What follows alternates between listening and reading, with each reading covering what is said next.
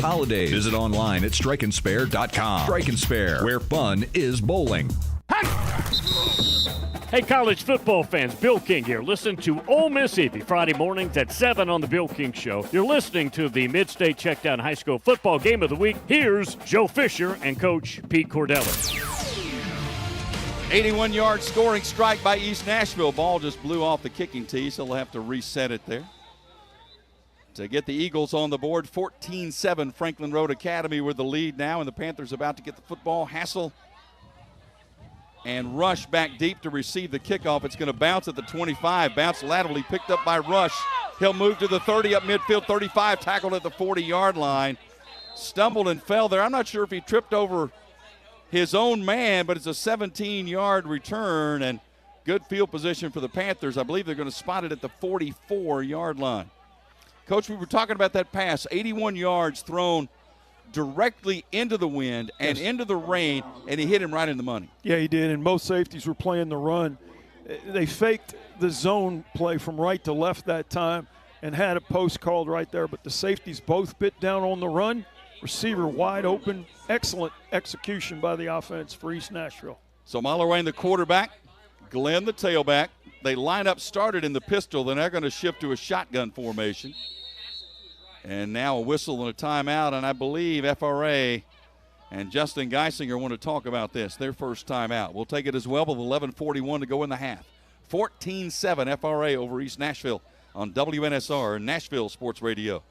I love playing sports, especially for my school. And that's because school sports are special.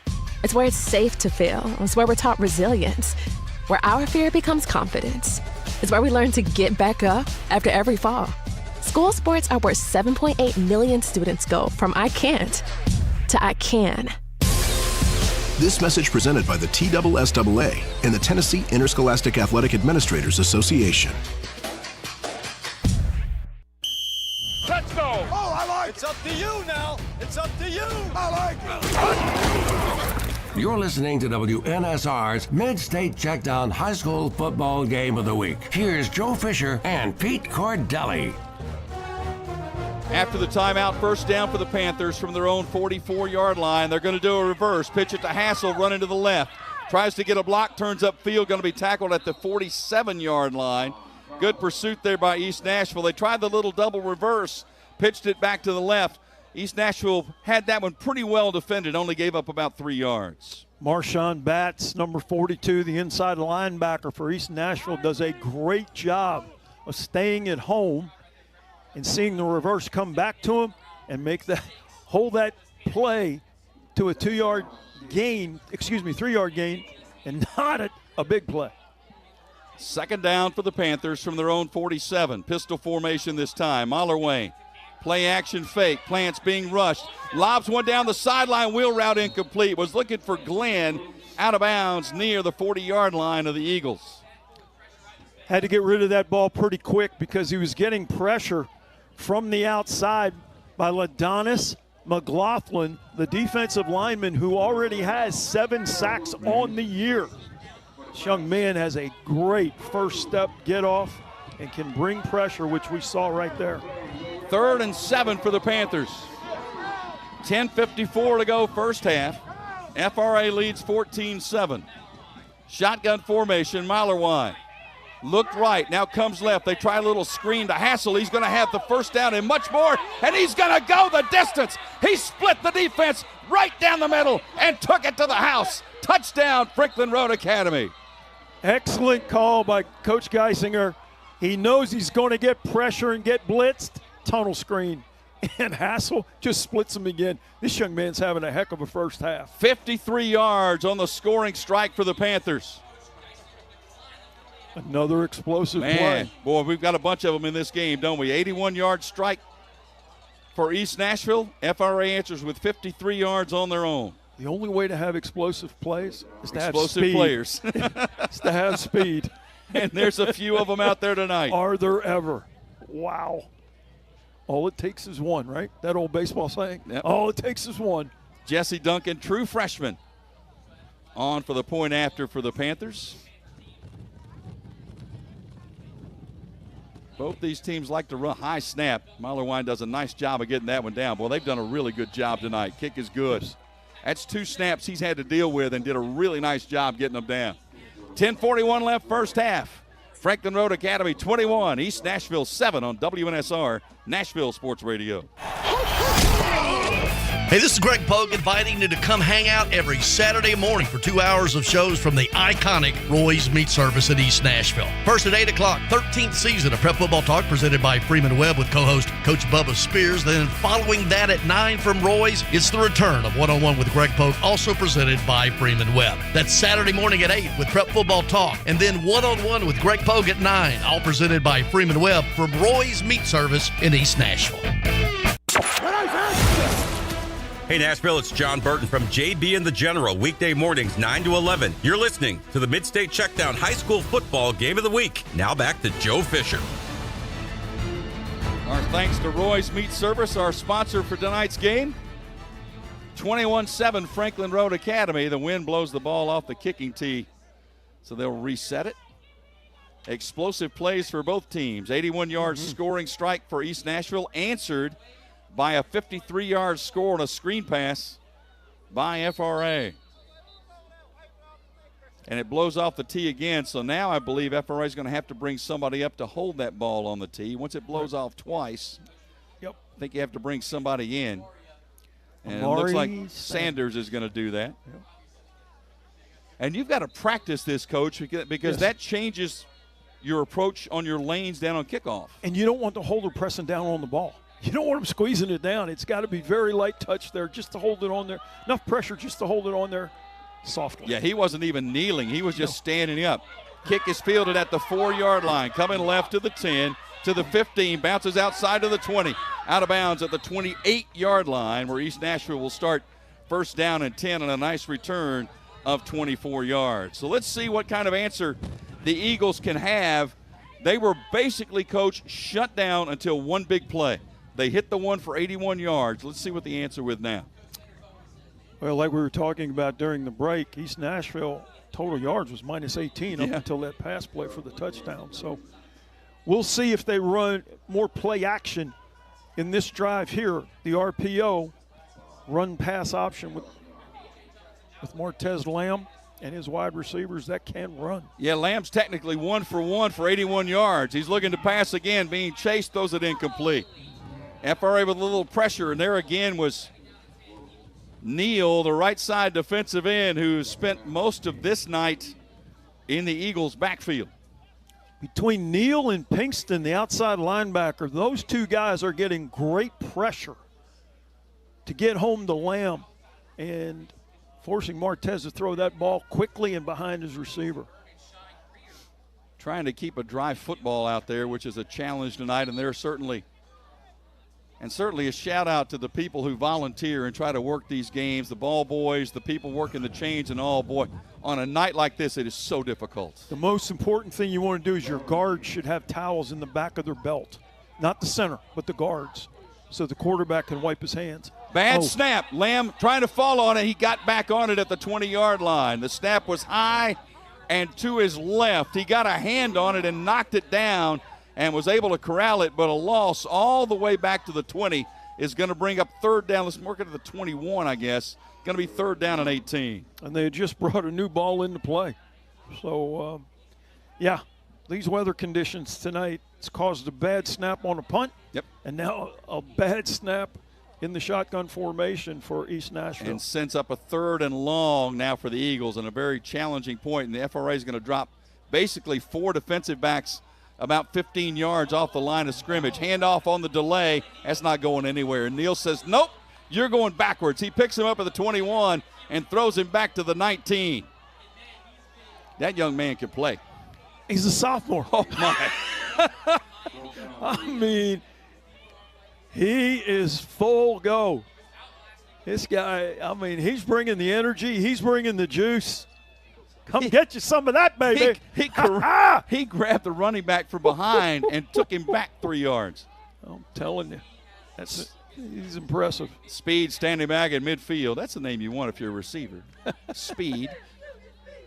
You don't want to be Trudge, something like that. You want a name more like that. Punt is away. Bounces near the 40-yard line, is going to die really right at the 40-yard line. So the Panthers are going to start with outstanding field position after a punt of only 19 yards on a very difficult night to punt the football, to throw the football, to hang on to the football. Driving rain continues, wind continues. We are fortunate, a wonderful artificial turf surface here at East Nashville. It's a beautiful field. I think the Tennessee Titans had quite a bit to do with improving this facility recently, and they've done some wonderful things here. And this East Nashville program, obviously, Coach, one of the best in 3A. You go to the state championship game 3 years in a row. Yep. I believe Roger Goodell was here in the spring. I believe he was. NFL owners meetings were here in Nashville. And another penalty flag, and that's going to be a false start on FRA. That's their third false start penalty. I think they've all come on first down. They have. Coach Geisinger's not going to be happy with that now. So 1st and 15. I like when Todd Berry confirms that I actually got something right. It happens so rarely. It was so nice to see. 1st and 15.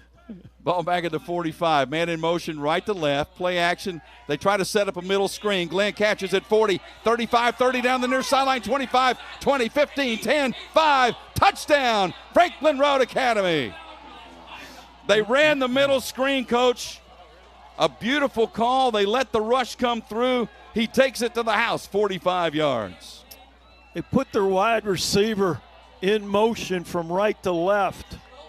They faked the ball to Cam Glenn on the inside zone, and then Roman Mallory just kept backing up, and drew the defense to him. Nice touch. How about that speed by Cam Glenn to take it the distance? Boy, another explosive play, and we've seen a number of them in this game. Extra point is up by Duncan, and it is good. There's a penalty flag down. Let's hang on right here. We've had a tunnel screen, 53 yards, a middle screen. I mean, when you know you're getting pressure, the screens can tear pressure apart, which we're seeing tonight. Well, both teams are coming to the sidelines, ignoring the flag. The officials are still talking about it, standing at the 10-yard line. Obviously, if it's on East Nashville, FRA will decline it. They want the extra point. And our referee for tonight, Charlie Hensley, looking over to the FRA sideline. It's a personal foul on Franklin Road Academy. I think they'll back them up here on the kickoff. Well, it's interesting. They could back them up and make them kick the extra point from farther back, or will they do it on the kickoff? I mean, East Nashville's already out there. They've got their kick return team already out and position on the field.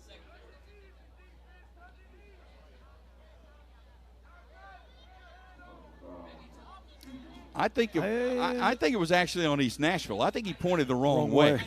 Yeah, because yeah. He pointed FRA, and it's like, and East Nashville's like, no, it is on us, man. It's so the ball is going to be at the 45-yard line. Well, if you're ever thinking personal foul on FRA on an extra point, what would that be? They punch somebody. Well, I'm wondering if East Nashville, it might have been leaping, something like that. Yes. Which is they keep an eye on, trying to leap over the top of the center. Or they covered the center. You cannot cover the center in high school football on punts or extra point field goal. Well, if you ever wanted to try an onside kick, you get a 15-yard bonus right here. You're kicking off from the East Nashville 45. Most of the time, you just try to drive this through the end zone. And that's exactly what they're going to do. I believe it actually went through the uprights. With the way this defense is playing for FRA. Yeah. Why take a chance, right? Yeah, exactly. Yeah. But good thought. Well, and no, I'm with you. So if you're East Nashville, watch the ball off the tee. Absolutely. You got to pay attention. Well, basically, East Nashville's offense has been one play. They had an 81-yard strike for a touchdown. Other than that, the Panthers have dominated defensively. 8:41 left in this opening half. 28-7, Franklin Road Academy with a lead. Both these teams undefeated rolling into the night. First down, snap to Lamb. Hands off, trying to go left, nowhere to go. Boy, dropped all the way back at the 15-yard line, and that was Fletcher who makes the tackle for loss. And I'm telling you what, Coach, the Panthers are making a living in East Nashville's backfield tonight. Fletcher, another sophomore, yes, sir. The leading tackler on this team coming into this game with 15 tackles. You can see why there. Read, react, get downhill, tackle for loss. Backup tailback. Excellent job by Fletcher. Backup tailback as well. Loss of 2 officially on the play. On second down, handoff and room to the 20, to the 25. Fuller dragged down at the 33-yard line, but that will be enough for a first down. Fuller with the carry. He was tackled by Sanders, but a nice first down, much needed for the Eagles. Best running play of the night for East Nashville right there. East now Nashville, they're going tempo. Yep, going tempo here. Lamb, they're going to try the same play, and this time, nope. Going to be stopped once again, and out there to make the tackle is Fletcher, who says, nope, don't try that again.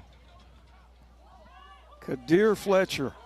Boy, you know the other thing, Coach, I've noticed, outstanding form on the tackling tonight. I mean, in a difficult situation with the weather and the wind, these guys, they're not missing. No. In rain, you tell guys get a wider base. Don't have a narrow base because you'll slip.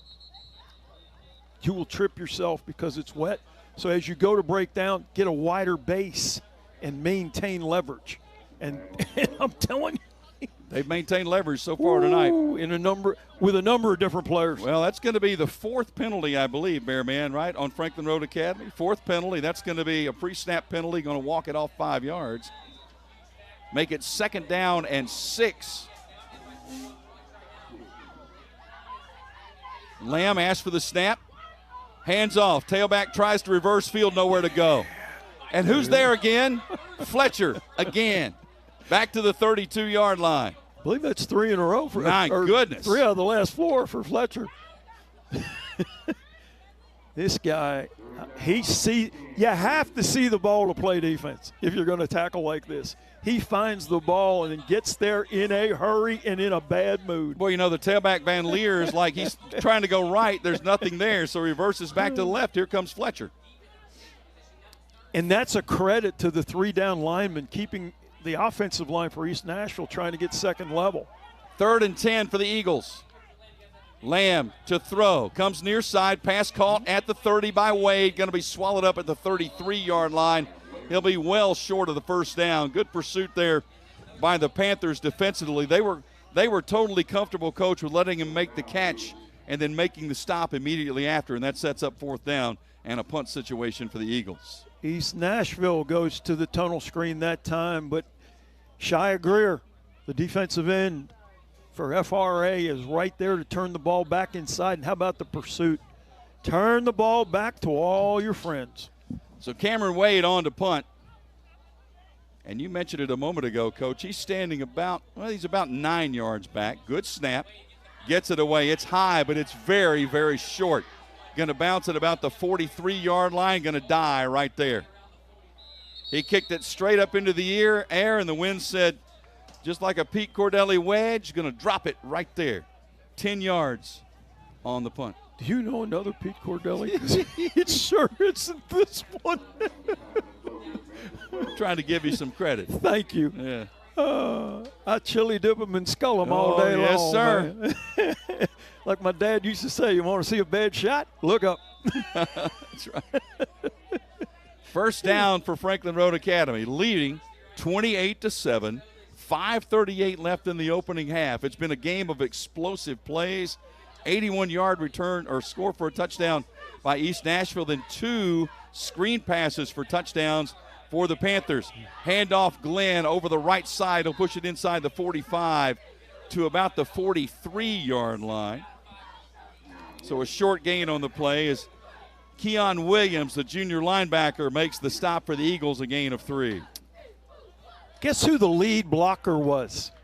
Mr. Keelan Neal, the defensive end. He's playing left tackle. He pulls, kicks the down lineman out for East Nashville, and the running back falls right behind him. Boy, Neal is a heck of a football player on both sides of the ball. Shotgun formation, second down and 7. Maller wide. Sends it to the flat, pass caught, running left to the 35 to the 30, powering through the 25 to the 20, still on his feet, out of bounds, inside the 15-yard line on the reception. Boy, they got it outside, and Zenner, coach, saw the first contact, then just kind of threw a forearm into the defender and kept going and picked up on the play 28 yards. RPO, fake to the running back. Again, that was the play before that set this up. Fake to the running back inside. Receiver breaks out into the left flat and does a great job with his yards after catch. Yak yards are huge. First down from the East Nashville 12-yard line. Mallerwine in the gun, gives to Glenn. He'll go over the right side. He'll bounce it to the right, and he will take it to the end zone. Touchdown, Franklin Road Academy. His second scoring run of the night. That one covers 12 yards. Coming in, and he had 10 touchdowns, and he's got 2 more, so he's got 12 on the season so far. Well, frankly, what it comes down to, Coach, FRA is just dominating the line of scrimmage on both sides. The other thing is there's three poor punts by East Nashville that has set up FRA in great field position.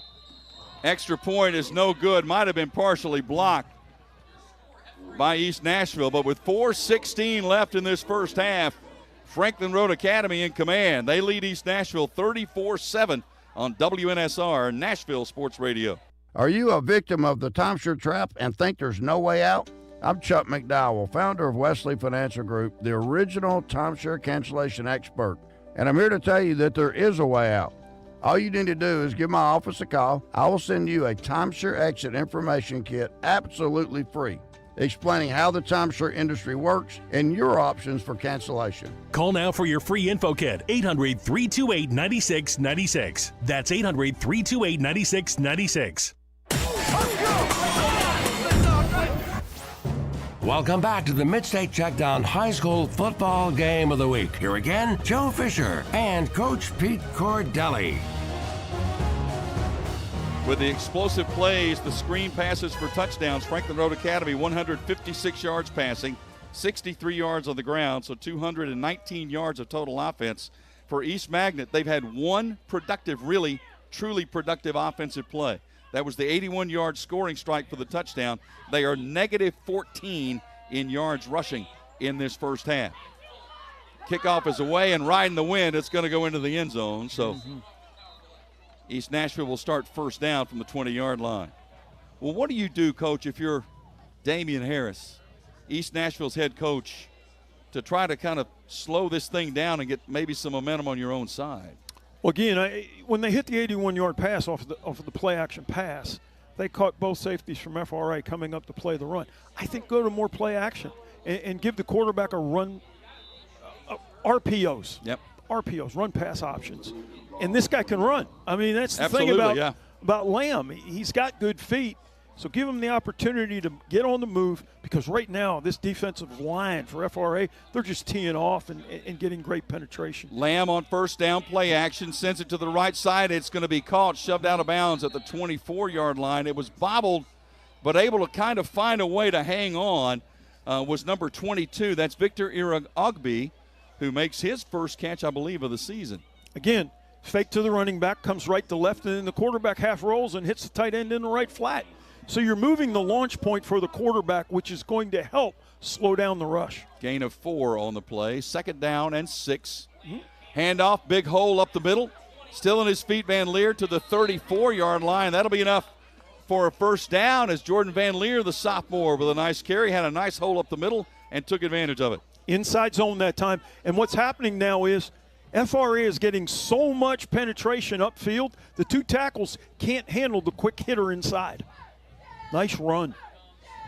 Well, the rain has picked up. You look into the lights, and it's just blowing across the field left to right. Lamb to throw.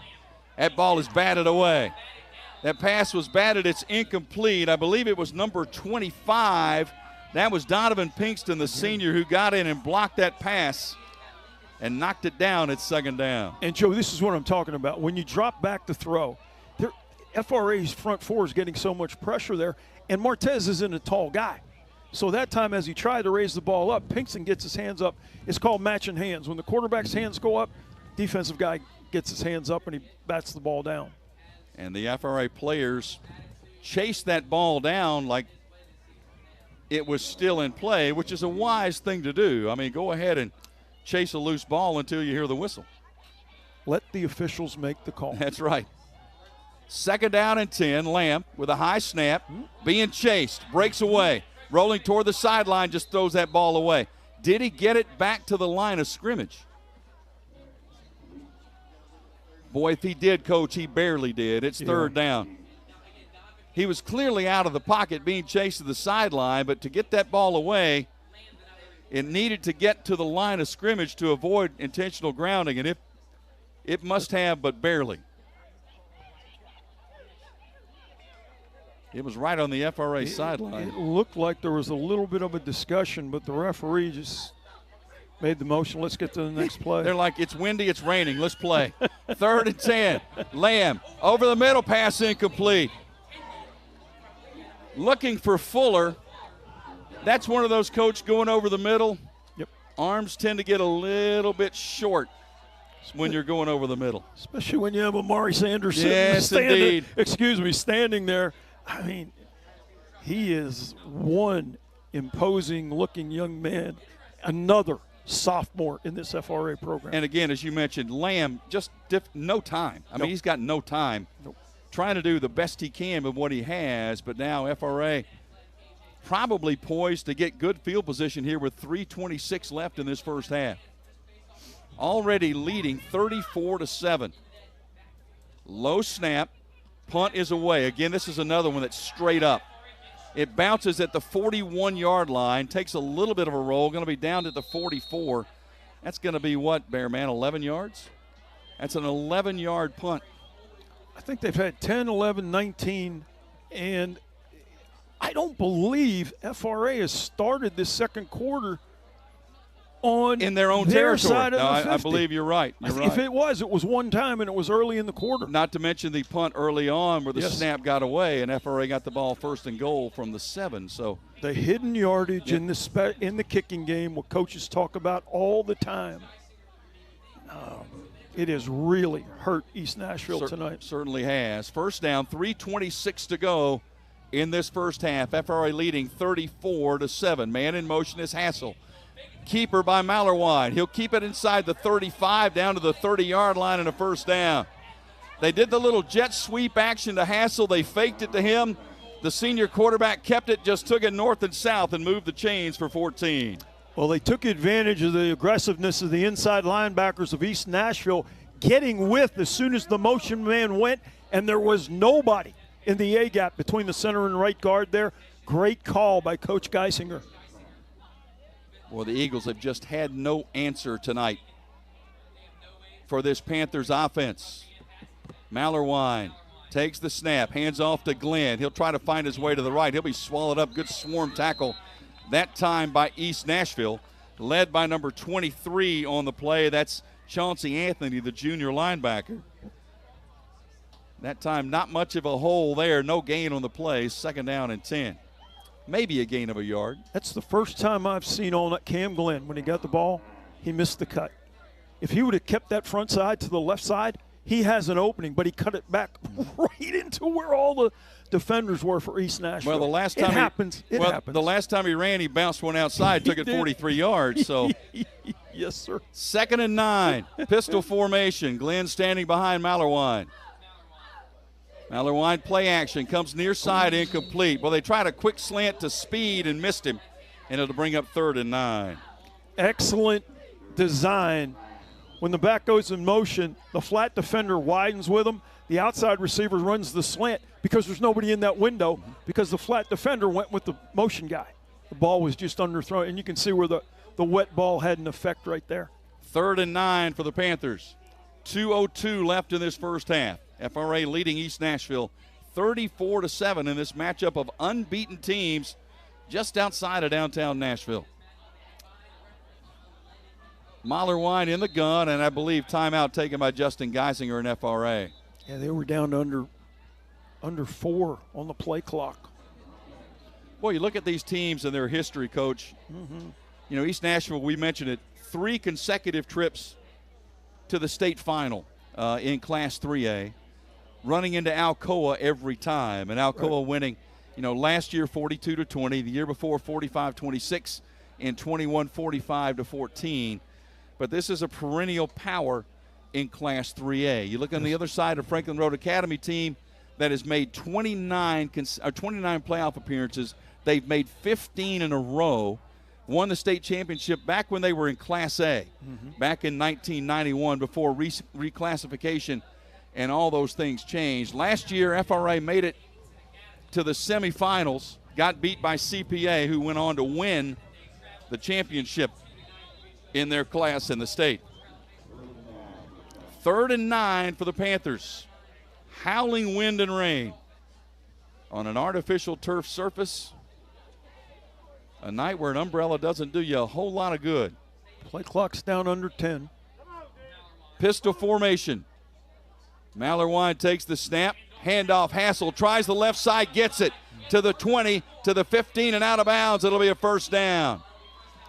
He made the break to the left, Coach. There was nobody to seal that left side, and it's first down for the Panthers on a gain of 17. Is there something Hassel can't do?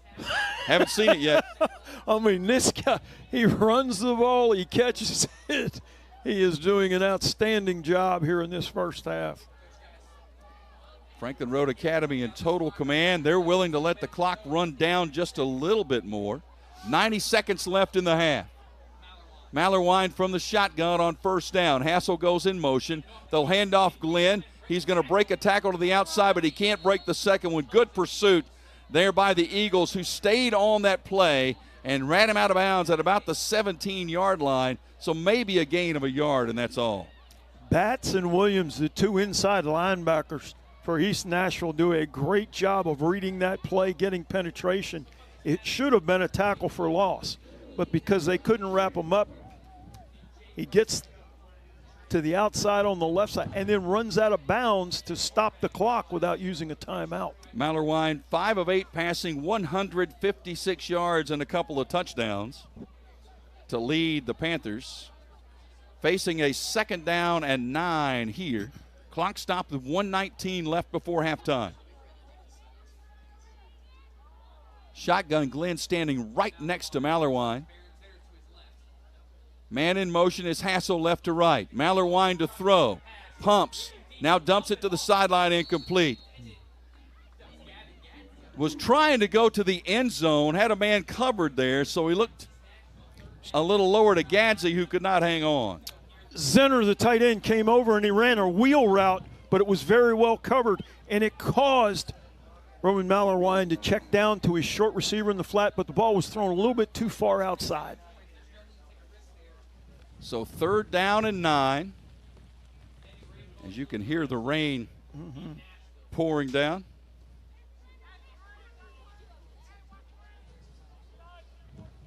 It's a ball on the left hash. It'll be interesting to see if they go to the wide side with this. And the answer is yes. Keeper by Mallerwine. Inside the 10, inside the 5, toward the goal line. Did he get in? Yes, he did. Touchdown, Franklin Road Academy. Again, it was the same play. Motion comes left to right. The inside linebackers both slide.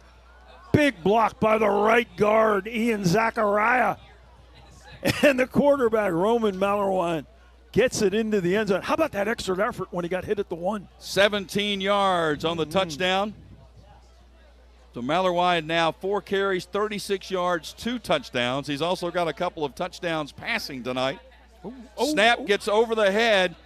Duncan picked it up. That's a loose ball. That ball is still loose. They're finally going to whistle it dead. That could have been 2 points. That's what I was wondering about that. Why they blew it. I don't know why you blow it dead. The ball was still active, but they did. Nonetheless, with 1:06 left in the half, Franklin Road Academy has built the lead now to 40-7. And to be honest, Coach, other than 3 or 4 pre-snap penalties and maybe a snap or 2 that's gotten through a holder, FRA's played practically a perfect first half. They sure have.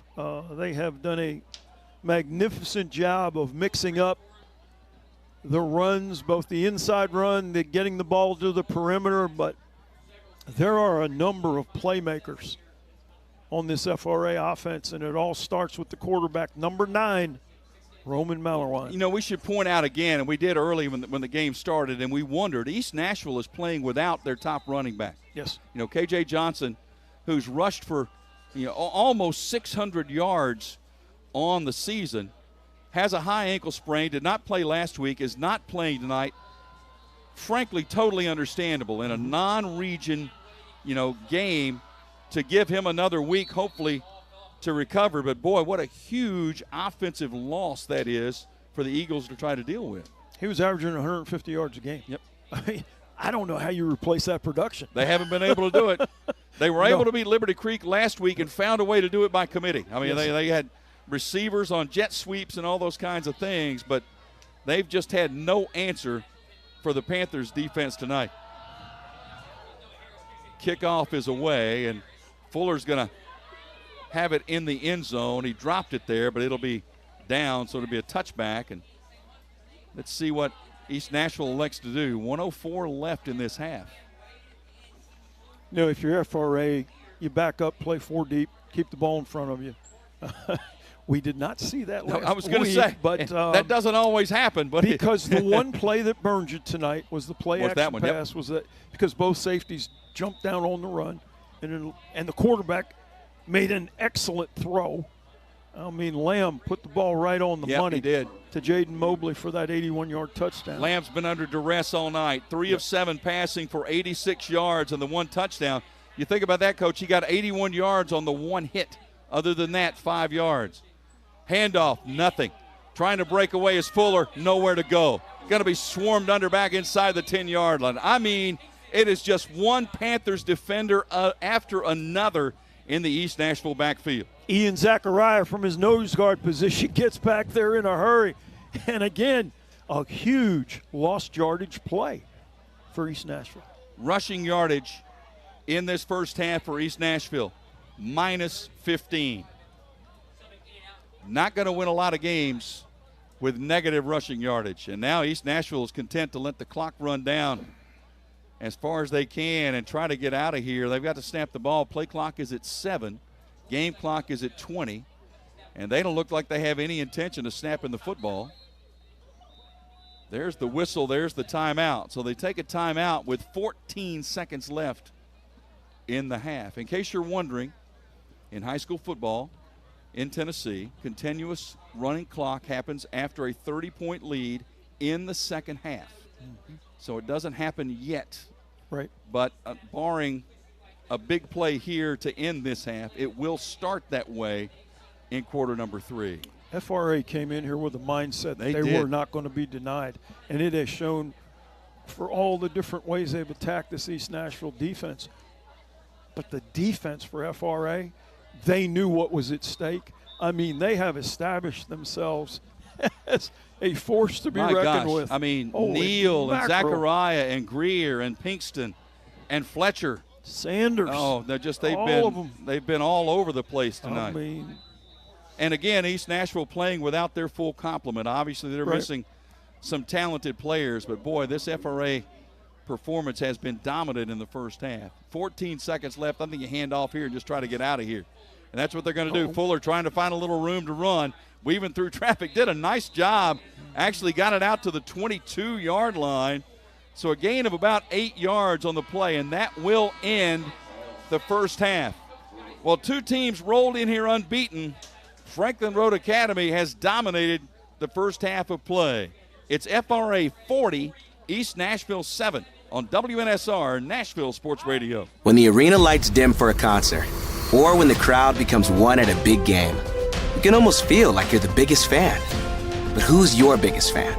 It's the person that will get you home safely after a night of drinking. It's the person who looks out for your life to make sure you leave the stadium with someone sober. This could be a designated driver or someone who offers to get you a ride share. Because in Tennessee, fans don't let fans drive drunk. Brought to you by the Tennessee Highway Safety Office, a division of the Tennessee Department of Safety and Homeland Security. With more than 18,000 apartments, you know Freeman Webb apartment communities must be managed with expertise. Professionals who care about the quality of your residence, upkeep, cleanliness, and safety. Freeman Webb is affiliated with the most dynamic realtors in Nashville and the surrounding areas. Whether your needs are commercial or residential, their highly trained realtors will assist you in attaining all of your real estate goals. Since 1979, when founded by Bill Freeman and Jimmy Webb, and now led by Bob Freeman, visit freemanwebb.com to find out so much more. Hey, the next time you need urgent care, instead of sitting in a dreaded waiting room, call Medical House Calls to give you the care you need in the comfort of your home, office, or wherever you are. Medical House Calls treats everything an urgent care can and provides a variety of preventative health care services, including IV therapy, NAD, and a cutting-edge weight loss program that is proven to work. Medical House Calls delivers the highest quality care for children, adults, and seniors. Scheduling appointments is super easy. Go to medicalhousecalls.com, medicalhousecalls.com, and click on Schedule an Appointment. It's that easy. Medical House Calls. The nearest clinic is where you are. Hey, this is Greg Pugin. While Nashville might be changing and shifting around us, the inner soul and vibe of the city remains vibrant and very much alive. Take an iconic location like Roy's Meat Service in East Nashville. It's the place around the corner with the finest prime meats and amazing meals served by wonderful people and anything else you might need without going to the big box store. Roy's Meat Service is a preferred caterer of the Nashville Cats. Give them a call at 615-227-2583 or visit roymeatservice.com. Hey, Nashville, Bill King with the Bill King Show. Weekday morning, 6 to 9. You're listening to the MidState Checkdown High School Football Game of the Week. Now back to Joe Fisher and Coach Pete Cordelli. A simply dominating first half performance by Franklin Road Academy. They lead East Nashville by a score of 40-7. East Nashville coming in here with a 12-game winning streak at home. That is certainly in jeopardy right now. Boy, look at the stats, Coach. Pete Cordelli with me here. Passing 156 for FRA, 115 on the ground, so 271 yards of total offense with some big explosive plays in there. And you look at the other side, East Magnet, 86 yards passing, 81 of that on one play, their lone touchdown. Rushing yardage -6 in the first half. FRA starts out the game. East Nashville wins the toss. They defer. So FRA goes right down and they score, make it 7-0. But then on East Nashville's first possession, the ball gets snapped over the punter's head. And all of a sudden it's 1st and goal at the 6. And FRA's up 14-0 at the end of the first quarter. First play of the second half, play action pass for East Nashville, 81-yard touchdown pass. And from that point on, it has been 26-0 to give us this 40-7 halftime lead for the Panthers of FRA. Muller Wine, the quarterback for FRA, 5 of 9 passing, 156 yards, 2 touchdowns.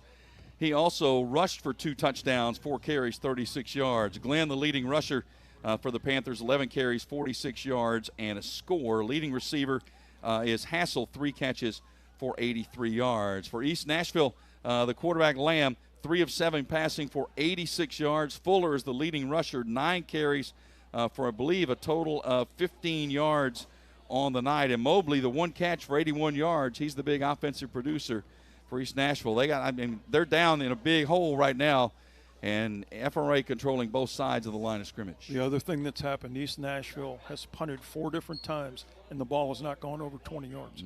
So it's flipped the field position for FRA. So we'll take a break. We'll come back. Will Brown from the studio will give you an update on scores from around the Mid-State. It's 40-7, Franklin Road Academy on WNSR, Nashville Sports Radio. Hey, Nashville, start your day the right way with Bongo Java Cafe, located in the lobby of the Omni Nashville Hotel. Bongo Java is Nashville's oldest local coffee company. Get your day started with a freshly baked muffin and wash it down with a hot cup of dark roast or hair of the dog blend. With free Wi-Fi, you can get some work done while enjoying a toasted breakfast sandwich. Beat the traffic. Treat yourself at Bongo Java Cafe, located in the lobby of the Omni Nashville Hotel, 5th Avenue, downtown Music City.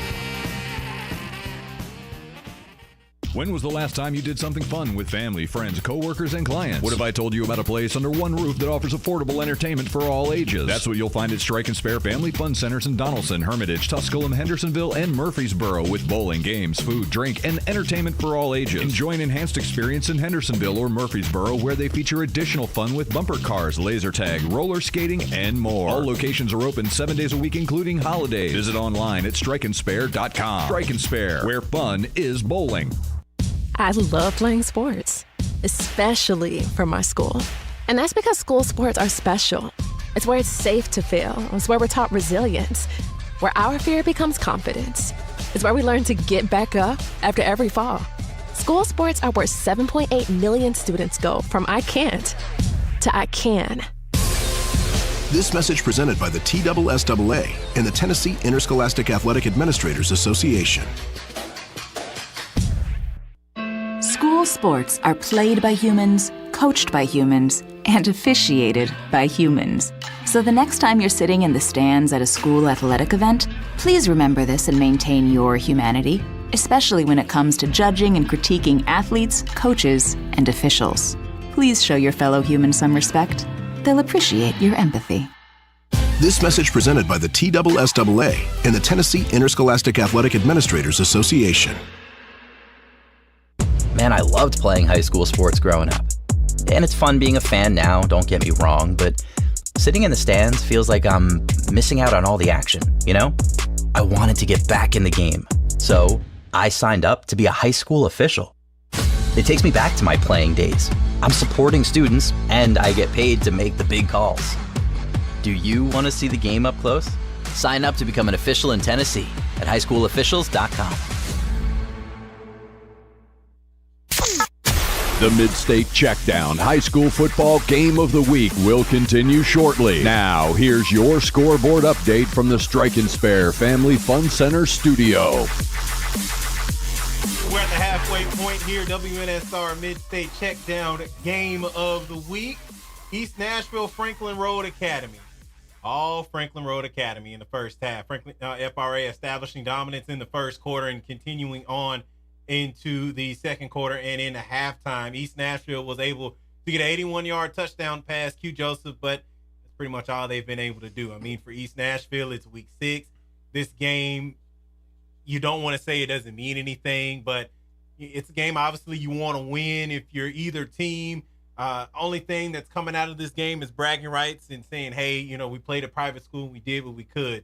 But right now, I mean, Franklin Road Academy showing why they are the better team, and the better team is winning here at halftime. And remember, Joe and Pete said that East Nashville, the Eagles are out here without some of their strongest offense.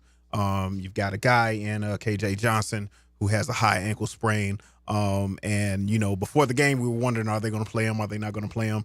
And this was health-wise the perfect time for him to sit. Game-wise, maybe not so much. They're a little suffering. I believe the stat was at one point in time they were -18, -14 in their offense during the first half, and that's a dire stat for anyone, especially when you can't set up the run game.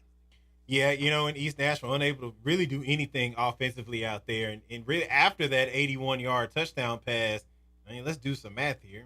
Take 81 minus 16, that puts them up to a little about 65 yards total offense at that point in the game. Yeah.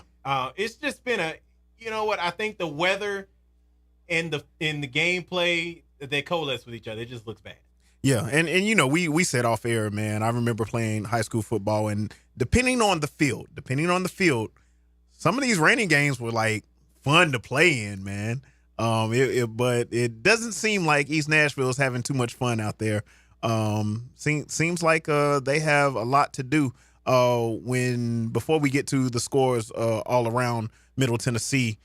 If this game was in your hands, Brother Will, what would you be telling your team at halftime if you are East Nashville?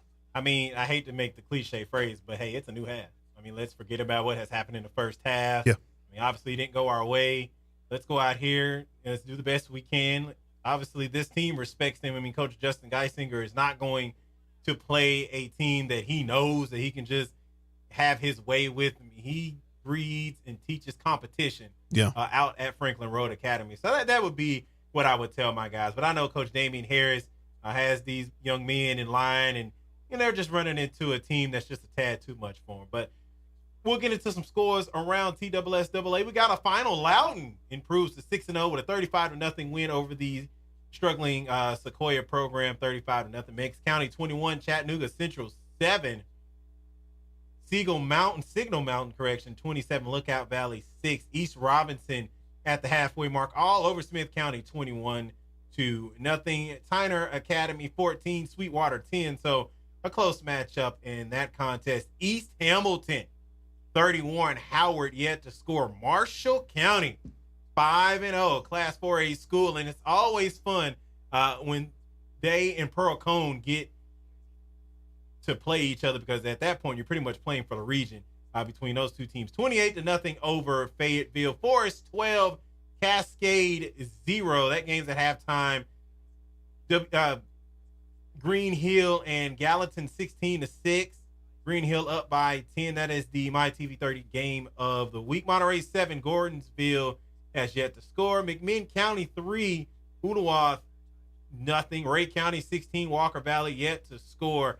At halftime, Pearl Cone 21-0 over Station Camp. White County 28, Macon County 6. 11 in Watertown haven't gotten a score from that game. Wayne County 6, Eagleville nothing. A battle of two teams not too far from each other in record. Eagleville 3-2. Wayne County the reverse of that record. Lincoln County down in Fayetteville, Tennessee, 20-7 over Giles County. Right now, Hickman County losing by 24 points to Laredo 30-6. Lewis County, Mount Pleasant in a tough defensive ball game right now. Lewis County 8, Mount Pleasant 6. Richland 14, Huntland has yet to get on the board. Struggling, and I mean struggling, Independence program right now. 0-5 down, 16-0 over against Ravenwood. Ravenwood have yet to be defeated this year. Halls out in East Tennessee 12, Fayette Academy 7. Martin Westview, that's where Ty Simpson came from, 23-0 over Ripley. Another final to report: Boyd Buchanan 17, Chattanooga Christian 7, Knoxville Webb CAK both tied at 21. Silverdale Academy 42, Notre Dame has not gotten on the board. Last score update I got from Davidson County JP2. That's a home game for the Knights. They're coming off of a very close win against Good Pasture last week. That I don't want to sound cliche, but the type of person that once something comes out of my mouth, I just live with it. Good Pasture is probably the best 0-5 team I've ever seen. Okay, and that's saying something. And Pope Prep winning that game last week, 27-26.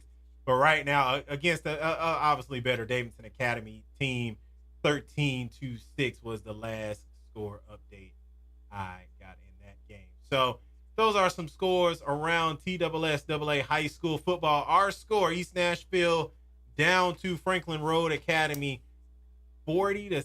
And I mean, it's just been a rough night. I mean, you're starting to see a lot of far-fetched scores here tonight. Yeah. You don't want to make the weather an excuse, but I mean, right now, the state of Tennessee, we're getting remnants of Hurricane Helena. And if you're in the Georgia, Florida area, yeah. Hey, prayers out to you. I know I have some family members that live in Tampa. I actually have family in Jacksonville. So, prayers out to all those people, man. Hey, if need be, make the right decision and just sit it on down. But what we'll do, we'll take a break. We'll go back to the guys. This is the WNSR MidState Checkdown game of the week. East Nashville, Franklin Road Academy. We are at the halfway point. We'll take a break. We'll be right back.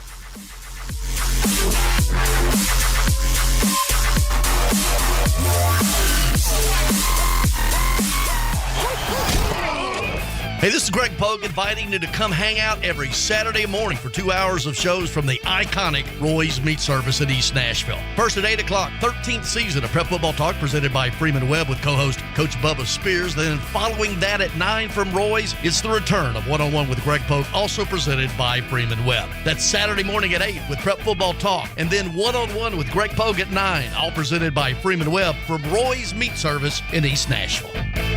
Are you a victim of the timeshare trap and think there's no way out? I'm Chuck McDowell, founder of Wesley Financial Group, the original timeshare cancellation expert. And I'm here to tell you that there is a way out. All you need to do is give my office a call. I will send you a timeshare exit information kit absolutely free. explaining how the timeshare industry works and your options for cancellation. Call now for your free info kit. 800-328-9696. That's 800-328-9696. When the arena lights dim for a concert, or when the crowd becomes one at a big game, you can almost feel like you're the biggest fan. But who's your biggest fan? It's the person that will get you home safely after a night of drinking. It's the person who looks out for your life to make sure you leave the stadium with someone sober. This could be a designated driver or someone who offers to get you a ride share. Because in Tennessee, fans don't let fans drive drunk. Brought to you by the Tennessee Highway Safety Office, a division of the Tennessee Department of Safety and Homeland Security.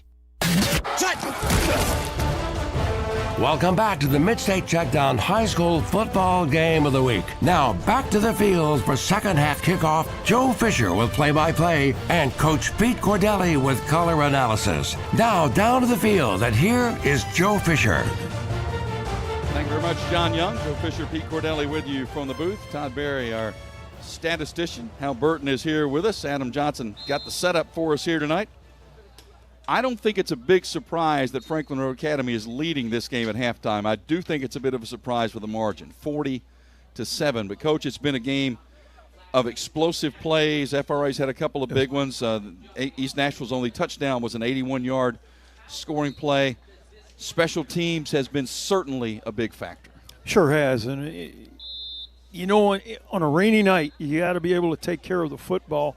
And that first bad snap on the first punt for East Nashville just changed the whole complexion of the game, because when the punter can't handle the ball and then he gets tackled at his own 6, and now as good and physical as FRA is, they're going in to score. Now, they didn't score until fourth down, but after that, then you come back first play of the second quarter and they hit East Nashville hits the 81-yard post for the touchdown. You're thinking, okay, they're going to close up. But that's when the FRA defense just turned it up to another level, and they have just been more physical than East Nashville's offensive line can block. When you hold an opposing offense to negative yards rushing in a half, and then they're putting so much pressure on Lamb, he just doesn't have much time if he wants to throw the football. Doesn't have much time to do it. East Nashville, again, playing without their top running back, who is injured.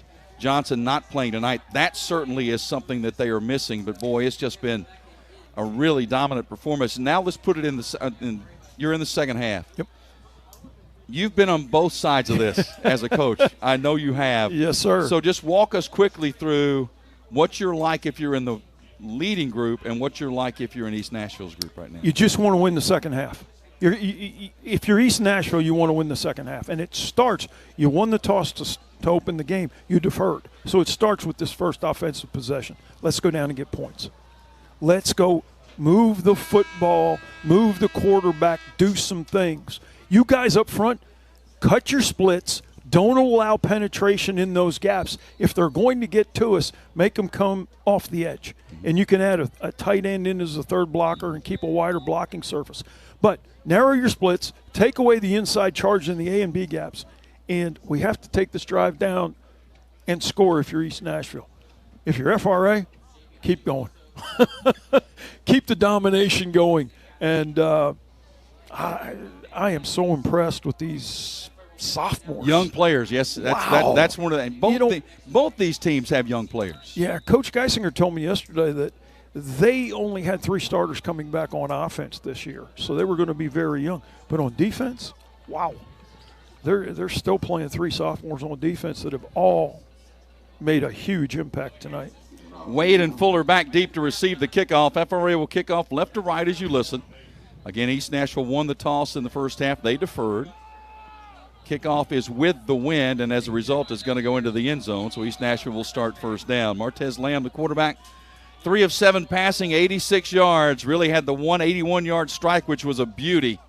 On a wonderfully called play that was perfectly called, hit right behind the defense and took it to the house. Other than that, he has had no time to look downfield to throw the football. He has had a Panther on his shoulder or closer the entire game. Pinkston, Neal, Zachariah, Fletcher. Fletcher had a big run there. He had 3 or 4 consecutive plays in the backfield. Sure did. First down for East Nashville from their own 20-yard line. Boy, the wind continues to blow. It continues to rain. Handoff, a little crossbuck action in the backfield to Fuller. He's going to push it forward to about the 24-yard line. Motion coming right to left that time by the flanker from East Nashville. He starts on the right, comes all the way across the formation to the left. The halfback was on the left side. He cuts off to the right side. A little bit of misdirection there. Fuller on second down. Boy, he's up in it at the 26 on a nice open field tackle there by number 23 for Franklin Road Academy. And that's Amari Mitchell, who is another sophomore from the free safety position. Both of their safeties, Amari Sanders and Amari Mitchell, are both sophomores for FRA. 3rd and 7, Fuller trying to push toward the 30-yard line. I don't think he's going to get there. I believe he's going to be marked just shy. Let's see. Oh, wait a minute. Oh, they're going to give him forward progress to the 30-yard line. Oh, my goodness. Okay. He had a couple of his friends come from behind and kind of move the pile, I think. All right. Wow. Where'd that 12th man come from? First down from the 30. That moves the chains. Clock is running. 10:13 left. It is a continuous running clock right now at a 33-point advantage. Lamb moves the tailback Wade to his right shoulder. Snap gets out of his hands. It's loose in the backfield. It's still loose. They scramble for it. I believe FRA has finally pounced on it. I believe they've got it at the 12-yard line, and they do. The Panthers with the football, and I believe it's number 65 who came up with it for Franklin Road Academy. That's Mason Bird, and that's another sophomore who comes away with a turnover. And the guy that was in there first for this FRA defense, number 30, Fletcher. Again. I mean, this guy's flying around now. Well, that's one of those, Coach, and you see it, and the snap gets away, and a player tries to pick it up instead of just falling on it, and it just parlays into something worse. So now the Panthers starting in the red zone. First down from the 17-yard line. Bad snaps continue to plague East Nashville. Mahler-Wayne from the shotgun. Looks to Glenn, fakes, now going to throw to the near sideline. Pass caught by Hassel inside the 15 to the 10-yard line, be slung down at the 10. Excellent play design. Hassel is the wide receiver, the furthest wide receiver on the right. They have a receiver in the slot to the right who runs a fade. So the quarterback looks deep for the fade. It's not there. And all of a sudden he comes down to Hassel, and there's no defenders around him. 8-yard gain. Muller-Wayne is 6 of 10 passing, 164 yards and a couple of touchdowns tonight. 2nd down and 2. Ball at the 10-yard line. Hassel in motion, right to left. Give to Glenn, penalty flag. That's probably going to be another false start on FRA. I think that's the 4th false start on them tonight. Well, if you're looking for something in the coaching group to talk about a little bit, that's probably going to be one of the subjects. That's 4 false start penalties. In a former offensive lineman in the National Football League, your head coach, I promise you're going to hear about this when you go watch the film. He was an original draft pick of the Buffalo Bills, was Justin Geisinger. After his playing days just up the road here at Vanderbilt. He came from a great high school in Pittsburgh, Mount Lebanon High School. 2nd and 6, Mallerwine, hands off Glenn. Glenn over the left side, going to be swallowed up at about the 13-yard line and driven back at that point. East Nashville obviously trying to pick up the physicality a little bit. You would understand that, Coach. I'm sure they got a bit of a challenge at halftime, and leading the way was LaDonis McLaughlin, the outstanding defensive end. And that brings up 3rd and 5. Again, Joe, I really believe the message at half for East Nashville, let's go win this second half. Keep them out of the end zone. Well, clock continues to run. 7 minutes left, 3rd quarter. Franklin Road Academy leading 40-7. They are in the red zone after the turnover by East Nashville. Mallerwine hands off Glenn. Over the left side, not much. Wow. Good defense. McLaughlin again leads the way, and it brings up 4th down. Very conservative call with a 40-7 lead. Just hand it off, try the left side. Let's see what the Panthers elect to do, and they may bring the field goal unit on. Well, you might as well give that a try, Coach, in these situations. You've got a young kicker Right. Duncan is a freshman, as a matter of fact. Mallerwine's been the holder, and he has done a masterful job tonight handling some bad snaps as well. This is a 28-yard attempt from inside the left hash mark. Wind at their back. Good snap. Kick on the way. Plenty of distance, and that kick is good. Drove that one right down the middle. That was a solid line drive. Good by Duncan to extend the lead for Franklin Road Academy. So with the new score, FRA 43, East Nashville 7 on WNSR, Nashville Sports Radio. With more than 18,000 apartments, you know Freeman Webb apartment communities must be managed with expertise. Professionals who care about the quality of your residence, upkeep, cleanliness, and safety. Freeman Webb is affiliated with the most dynamic realtors in Nashville and the surrounding areas. Whether your needs are commercial or residential, their highly trained realtors will assist you in attaining all of your real estate goals. Since 1979, when founded by Bill Freeman and Jimmy Webb, and now led by Bob Freeman, visit freemanwebb.com to find out so much more. Let's go. Oh, I like It's up to you now. It's up to you. I like You're listening to WNSR's MidState Checkdown High School Football Game of the Week. Here's Joe Fisher and Pete Cordelli. Our thanks to all our fine sponsors, including Roy's Meat Service, who are special sponsors tonight. FRA leading 43-7. Clock continues to run, even during this timeout situation. Kick is a line drive. It's going to be fielded by Fuller at the 2, to the 10, to the 15, to the left, to the 20. Got a little room to the 25. Backpedals to the 30. Stayed on his feet out of bounds. Nifty move there to get out of bounds close to the 35-yard line. He was running sideways for about 5 yards, Coach. That was pretty nice. Tell you what, he picked up some nice blocks on the left side of this return team for East Nashville, and this is the best field position East Nashville's had in a while. 32-yard return by Fuller. Yeah, this is an East Nashville team. You look at their numbers, Coach. 420 yards rushing against JP2, 365 rushing against Kenwood, 340 rushing against Overton, 280 rushing against Maplewood. Tonight, -7. Pass is batted up, tipped, and incomplete. Number 25, Donovan Pinkston, the senior linebacker, got a hand on it, altered the trajectory to the receiver who could not make the catch. It's second down. Pinkston's lined up as the outside linebacker on the right for the FRA defense. The defense is right. He can't get to the quarterback to make the sack because it's a one-step drop, quick throw. So he does the next best thing, gets his hands up and tips the football. This is a very well-coached football That's team. about all Damian Harris could do as a coach. It's a one-step drop and get rid of it because he can't drop back and take time in the pocket. FRA has just been in the backfield all night. Lamb being scrambled, running to his right, looking downfield. Now plants, throws back across the field, and it's caught at the 40-yard line, and the tackle made at the 43. That's one of those plays you rarely ever see succeed. He ran to his right, planted and threw it back to the left, got a gain of 11 yards after the reception by Iri Ogbe. They go tempo. They hand the ball to the tailback. And he gets that's Van Leer, who's going to get about 2 yards on the play. Joe, on that last play, he was not throwing to the tight end. No, he was not. He was throwing to the guy crossing from right to left, and the tight end just said, hey, here's the ball. Yeah, rarely do you see two receivers in exactly the same area. And now we've got an FRA player down. And I'm pretty sure I'm pretty sure that's Neal.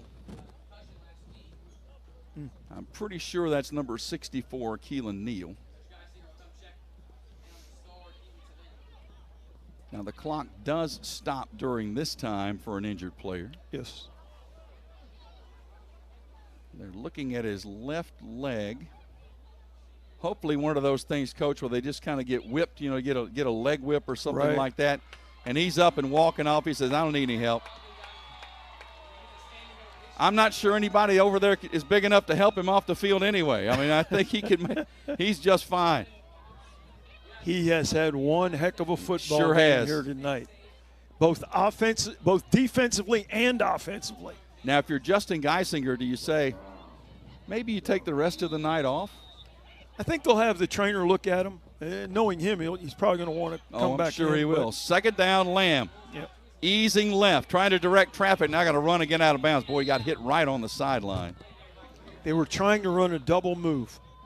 Lamb came out, pumped the football. The receiver ran about an 8-yard stop route, and then he took off to go. But excellent coverage by Michael Hassel. Fletcher number hit 20. Fletcher put the hit on to get him out of bounds at the 48-yard line, so it'll bring up 3rd down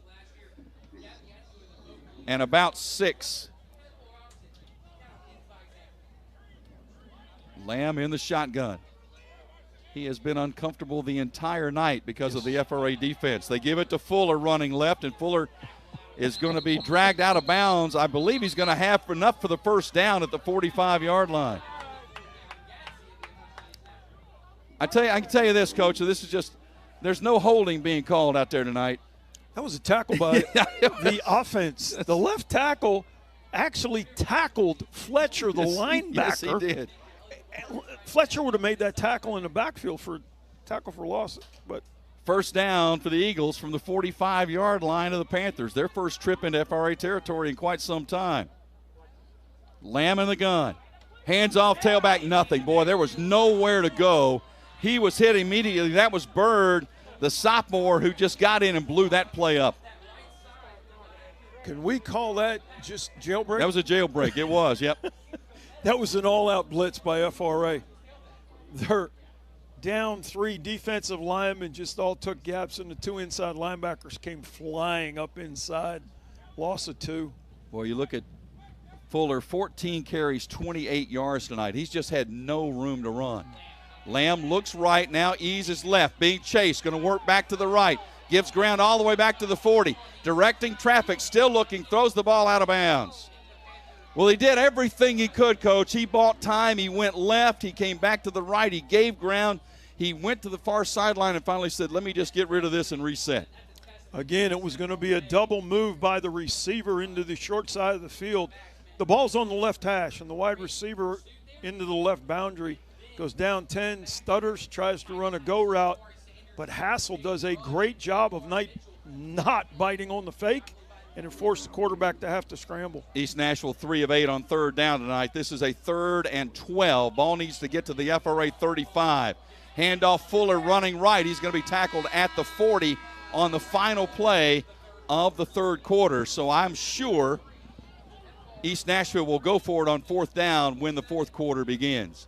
43-7, Franklin Road Academy leads East Nashville on WNSR, Nashville Sports Radio. Hey, the next time you need urgent care, instead of sitting in a dreaded waiting room, call Medical House Calls to give you the care you need in the comfort of your home, office, or wherever you are. Medical House Calls treats everything an urgent care can and provides a variety of preventative health care services, including IV therapy, NAD, and a cutting-edge weight loss program that is proven to work. Medical House Calls delivers the highest quality care for children, adults, and seniors. Scheduling appointments is super easy. Go to medicalhousecalls.com, medicalhousecalls.com, and click on Schedule an Appointment. It's that easy. Medical House Calls. The nearest clinic is where you are.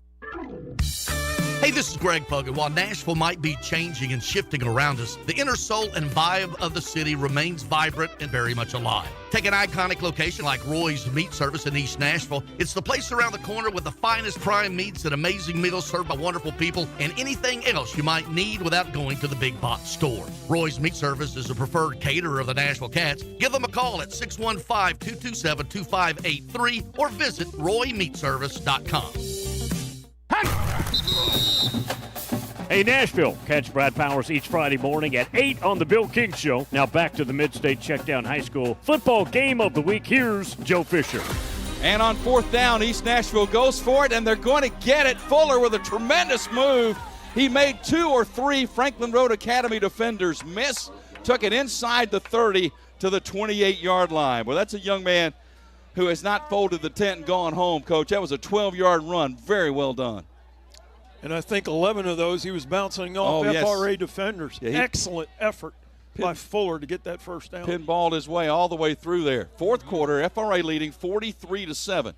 Pistol formation, handoff. Wade trying the left side. He's going to be chased down. Yep. Maybe a gain of a yard. And you mentioned this earlier, Coach, and I think we knew about FRA's physicality defensively. I think a lot of people underestimated their speed. No doubt. No doubt. This defense takes great angles, But when they make a decision and plant that foot and decide to get downhill, they can get there in a hurry. Very well coached football team. Rain continues to fall. Wind continues to blow. Been that way all day, all evening. Probably going to be that way through the night. Be careful if you're out and about tonight. 2nd down and 9. Lamb being chased. Throws a pass, almost intercepted. It was tipped by the lineman. I believe it might have been. Was it Sanders that got a hand on it? I could not tell, but coming up just short, Pinkston had a shot at it as well as Gadsby, and it'll be 3rd down and 9. All I know is the right tackle, 71, Gianni Martin, was down on the 4-yard line when that ball was thrown, and the official didn't throw a flag. Yeah. He was deeper than any receiver they had. We should point out that Neal is back on the field for Franklin Road Academy defensively after leaving with an injury. Fuller cuts it up the middle. He's going to be slammed down about 2 yards shy of the 1st down at the 21. He continues to run hard, and that's going to bring up a 4th down and 2. And, Coach, I'm watching Neal. He is not 100%. No. He is hobbling. East Nashville goes for it on 4th down. Rush coming. They blow the play up. Dropped him in the backfield all the way back at the 25-yard line, and that's where FRA will take over on downs. That was another jailbreak, Coach. Elliot Ybarra coming in from this right defensive end position, outside linebacker position, and he just came like a rocket. I mean, holy cow, it was like he was shot out of a cannon. Great play. East Nashville at this point of the contest, 97 yards passing, 26 yards rushing. They had minus 6 yards rushing in the first half. And now it goes to Franklin Road Academy, and I would think as the wind picks up once again, I keep checking to make sure whether or not the starting quarterbacks and those players are still in. It is still Mallerwine. Mallerwine hands off. Glenn Big Hole over the right side. Cuts upfield, knocked down at the 40-yard line. He almost took it a lot farther than that. Got upended at the 35, fell forward to the 40 for the 1st down, a gain of 15. And now East Nashville going to line up. And one thing that they're doing, Joe, is they're letting the play clock run down to 5 before they snap the ball. They're trying to run as much time off this clock as they can. Yeah, it is continuous game clock running. 8:30 left to play. Play clock is at 16 now. And got to figure maybe another handoff to Glenn here. He's standing on the left shoulder of the quarterback. Hassel is in motion, and that's going to be, I believe, the 5th false start penalty on Franklin Road Academy tonight. And left guard, number 55, Chip Sigmund, jumped a little early, and guess what happens when you do that? Well, that's going to be if there's going to be a meeting discussion tomorrow. Pre-snap penalties, he's going to be part of it. In his replacement, Mason Bird, number 65, comes in. Bird, sophomore. Yep. Wow. They have some young talent on this football team. Actually, both these teams have a lot of good, talented young players. Yes. Mallerwine in the gun. Hands off Hassel. Pushes it across the 35, still in his feet to the 40. Actually, that's Fletcher to the 42-yard line. That's Fletcher with the carry. Pushes it to the 42, and that'll set up a 3rd down. Talk about a guy that runs with great pad level. Keeps a tremendous bend in his knees and runs low, accelerates his feet on contact. 2nd down, I believe, not 3rd down. 2nd down. It is 2nd down and 7 after that penalty earlier. Well, the rain has intensified here. Keeper by Mallerwine over the right side, lowers a shoulder, pushes forward to the 46, 47-yard line. Well, Coach, this is where I begin to wonder a little bit. Leading by 43-7, I'm not sure I want my starting quarterback running and taking hits like that. The one thing they're not, Coach Geisinger's not going to change his offense. Well, but I understand completely what you're thinking is, and you know what? I've said that to myself here on this drive going, running clock? Yeah. Okay. The backup quarterback is a freshman, Tommy Travers. I thought you might possibly see him. We'll see. Yeah. Malloy, option pitch, Hassel running right, big stiff arm, but that was fought through nicely defensively by number 23 for East Nashville, and that was Anthony with the tackle. He tried the Derrick Henry stiff arm, didn't quite have it. No, the tight end, Baron Zenner, tried to come out and arc block, moving right to left, tried to get on Chauncey Anthony, but Anthony is having none of it. He just came downhill in a hurry and got that tackle for loss. So now 4th down, Zenner on to punt. I think his second punt of the night, if I'm correct in that. Yes. Yep, second punt of the night. Will be kicking into the wind and the rain. Wade and Fuller will go back deep to receive for East Nashville. Low snap, gets it away, high, not too deep. Going to bounce it about the 37, take a very nice FRA roll all the way inside the 25 and be down at the 23-yard line. I was curious, Coach, that snap was low. Yes. And the punter went down and almost had a knee on the ground when he picked that snap up. And that's what you have to be careful of. You don't ever want to go down on a knee because you become a ball carrier and the ball is down right there. You have to be like a shortstop, Joe. Widen your base. Yep. Sink your hips and get your hands under the ball. Elbows to the ribs, thumbs out, and catch that ball so you're scooping it actually. 33 yards on the punt into the wind. Boy, the rain and the wind howling here with the clock running. 4:38 left to play. And East Nashville trying to maybe get a little bit of a boost of pride here and put a drive together in these final minutes. Handoff, Fuller tries the right side, cuts it back to the left, leaps over an FRA defender, can't get away from the second one. Tackle made at the 26-yard line, and that's number 8, Parker Edwards, with the stop. And I believe an East Nashville player is down, and another player is actually Wade. As I'm watching Wade over here on the sideline, and he is struggling just to get to the sideline. There's a player down across the field outside the hash mark, and now Wade on this side is walking very gingerly back to the sideline. And that is Fuller. Yeah. It's up, and he is putting no weight at all on his left foot. Boy, if you're Damian Harris, this is the worst case scenario. You're losing a game, and 2 of your better offensive players are coming off hurt, and Fuller's actually being lifted and carried off the field right now. Yeah, Fuller and Wade are two of the more dynamic players. I'll get it out. Wade being tended to on the sideline as well, and Fuller gets to the sideline, but he is hopping to the bench, not putting any weight on his left foot. Boy, let's hope that's not serious. That would be awful for the Panthers. Handoff, Van Leer. Nice cut, gets the first down across the 35 to the 36-yard line. FRA has their second-team defense in now. You know, it's one of those things if you're East Nashville, Coach, it's one thing to lose a game, okay, but, boy, you start losing players, your talented players. Oh, starters. What a blow that is. Yes, sir. Let's hope that's nothing serious. Already playing without K.J. Johnson, who is on the sideline with his jersey but no pads. Nursing a high ankle sprain, did not play last week. Jaden Mobley, the young man who caught the touchdown pass, he's limping off the field as well here behind the players. Keeper by Lamb up the middle, across the 40 to about the 43-yard line. Boy, that's one of those things too, Coach. I've already seen 3 guys come off the field. I'm not sure I want Lamb running the football. And as you said, another player has come over here. Looks like a cramping issue. Yeah, that's Jaden Mobley, number 4.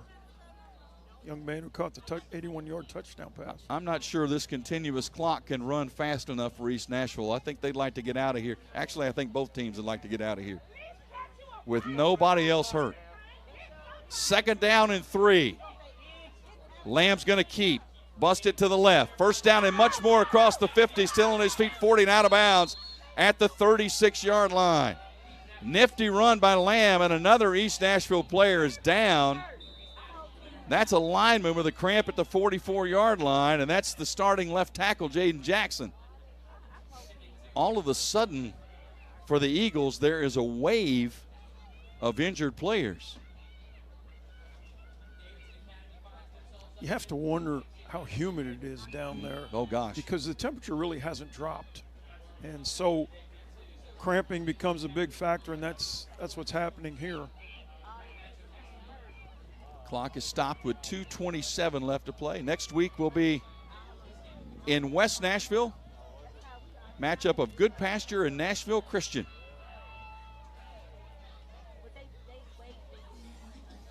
That will be an interesting matchup. Mm-hmm. Get to see Mr. Jared Curtis. Yep. Georgia commit. We've had the opportunity over the last year or two to see him quite a bit.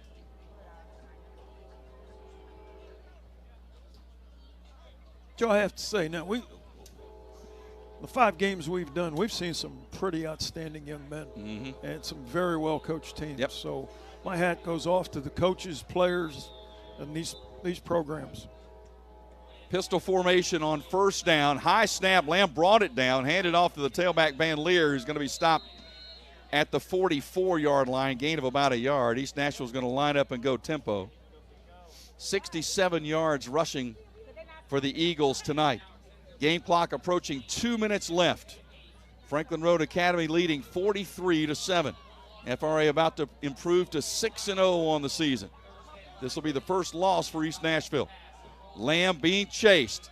Going to tuck it and run. Has some room to the 30, 25-20. And he's hit at the 15 and slammed down on an open field tackle at the 15-yard line. Edwards with the tackle saved a touchdown for the Panthers. Nice run of 21 by the quarterback Marcus Lamb. Sure was. Nice open field tackle as well. Ball is spotted. FRA doesn't miss tackles. That was a sure tackle. It sure was.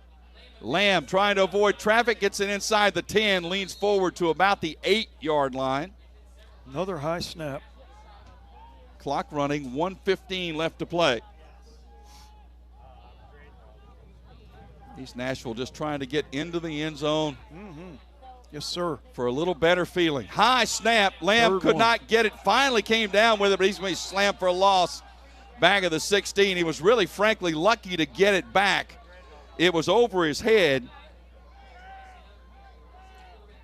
But FRA had a couple of defenders back there to make the stop, led by number 40 on the play. That was Xavier Maynard, who was a sophomore. Lamb's had 3 consecutive snaps that have gone high, and he's had to show all of his vertical jumping ability to corral those snaps. Game clock at 30 seconds. Play clock is at 10. Second down. Actually, second down and 10. Handoff, running right to the 15. Fuller to the 10, to the 5, to the goal line. Did he get in? He did. He did. Touchdown, yes. East Nashville. Kenny Fuller. Impressive run. A little bit of a better feeling for them on what will be the final play of this game as the game clock actually stops with 7 seconds left, because technically now it's a 30-point game. Right. So they will have the extra point. Credit to Fuller. He came out of the game injured, came back in, got it done for their second touchdown of the night. He kept competing. He sure did. Had a couple of really tough runs in this second half. He sure has. Extra point is up, and it finds its way through the uprights. And the kick is good to make it 43-14, so we will have a kickoff with 7 seconds left. Franklin Road Academy will improve to 6-0. East Nashville will fall with their first loss, ending a 12-game home field winning streak. But the important thing for them, Coach, I would think they got to get some guys healthy. I mean, that's the scary part right now. Especially going into conference play. Yep. You need your dudes, man. You need those dudes to come back. Well, how many times did we hear it last week when we were at Franklin with the Franklin head coach saying, I've heard it over and over again. He said, it's not the X's and O's, it's the Jimmies and Joes. I bet he said it 3 times during the course of the broadcast. No doubt. A big win for Franklin last night. Yep. Beating Summit. That's a program that has really turned a corner. Yep. They were on rough times for a number of years, but they have found a way back. All right. 7 seconds left. Onside kick. They have the ball tilted that way. They do. Yeah. Let's see. Nope. Going to kick it out of bounds. Kicked it out of bounds, so that's going to be okay. A penalty. So Franklin Road Academy will come, and I would think you just take a knee here, Coach, and go get on the bus and head back to South Nashville. I would agree. Get out of kicker, I think. Yeah, I'm not sure that was the intent. I don't know. I don't think Coach Harris wanted to return there, but I don't think he wanted the kicker to kick it out of bounds either. So with the penalty, they'll spot it at the 35, and they'll line up in the victory formation here to. Best play in football. Yep. Take a knee. Get out of here. There's the snap, there's the knee, and there's the ball game. Impressive performance tonight by the Panthers of Franklin Road Academy as they defeat East Nashville by a final score of 43-14. With the win, FRA improves to 6-0 on the season. First loss of the year for the Eagles of East Nashville. We'll come back, go through the stats and more in just a moment on WNSR Nashville Sports Radio. Hey Nashville, start your day the right way with Bongo Java Cafe, located in the lobby of the Omni Nashville Hotel. Bongo Java is Nashville's oldest local coffee company. Get your day started with a freshly baked muffet and wash it down with a hot cup of dark roast or hair of the dog blend. With free Wi-Fi, you can get some work done while enjoying a toasted breakfast sandwich. Beat the traffic, treat yourself at Bongo Java Cafe, located in the lobby of the Omni Nashville Hotel, 5th Avenue, downtown Music City. When was the last time you did something fun with family, friends, coworkers, and clients? What if I told you about a place under one roof that offers affordable entertainment for all ages? That's what you'll find at Strike and Spare Family Fun Centers in Donaldson, Hermitage, Tusculum, Hendersonville, and Murfreesboro, with bowling, games, food, drink, and entertainment for all ages. Enjoy an enhanced experience in Hendersonville or Murfreesboro, where they feature additional fun with bumper cars, laser tag, roller skating, and more. All locations are open 7 days a week, including holidays. Visit online at strikeandspare.com. Strike and Spare, where fun is bowling.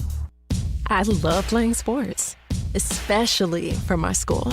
And that's because school sports are special. It's where it's safe to fail. It's where we're taught resilience, where our fear becomes confidence. It's where we learn to get back up after every fall. School sports are where 7.8 million students go from I can't to I can. This message presented by the TSSAA and the Tennessee Interscholastic Athletic Administrators Association. Hey, this is Greg Pogue inviting you to come hang out every Saturday morning for 2 hours of shows from the iconic Roy's Meat Service in East Nashville. First at 8 o'clock, 13th season of Prep Football Talk presented by Freeman Webb with co-host Coach Bubba Spears. Then following that at 9 from Roy's, it's the return of One-on-One with Greg Pogue, also presented by Freeman Webb. That's Saturday morning at 8 with Prep Football Talk. And then One-on-One with Greg Pogue at 9, all presented by Freeman Webb from Roy's Meat Service in East Nashville. You're listening to WNSR's MidState Checkdown High School Football Game of the Week. Here's Joe Fisher and Pete Cordelli. Franklin Road Academy, an impressive performance tonight at East Nashville as the Panthers of FRA defeat the Eagles of East Nashville by a final score of 43-14. FRA improves to 6-0 on the year. First loss of the year for the Eagles, who are playing without arguably their best offensive player in KJ Johnson. Had a couple of other players dinged up down the stretch. Hopefully they're going to be okay for their stretch run of the season. Dominating performance really from start to finish. Coach Cordelli, FRA came down, scored in their opening drive, got the advantage of a muff punt snap, got the ball in the short field, first and goal from the 6, scored to go up 14-0.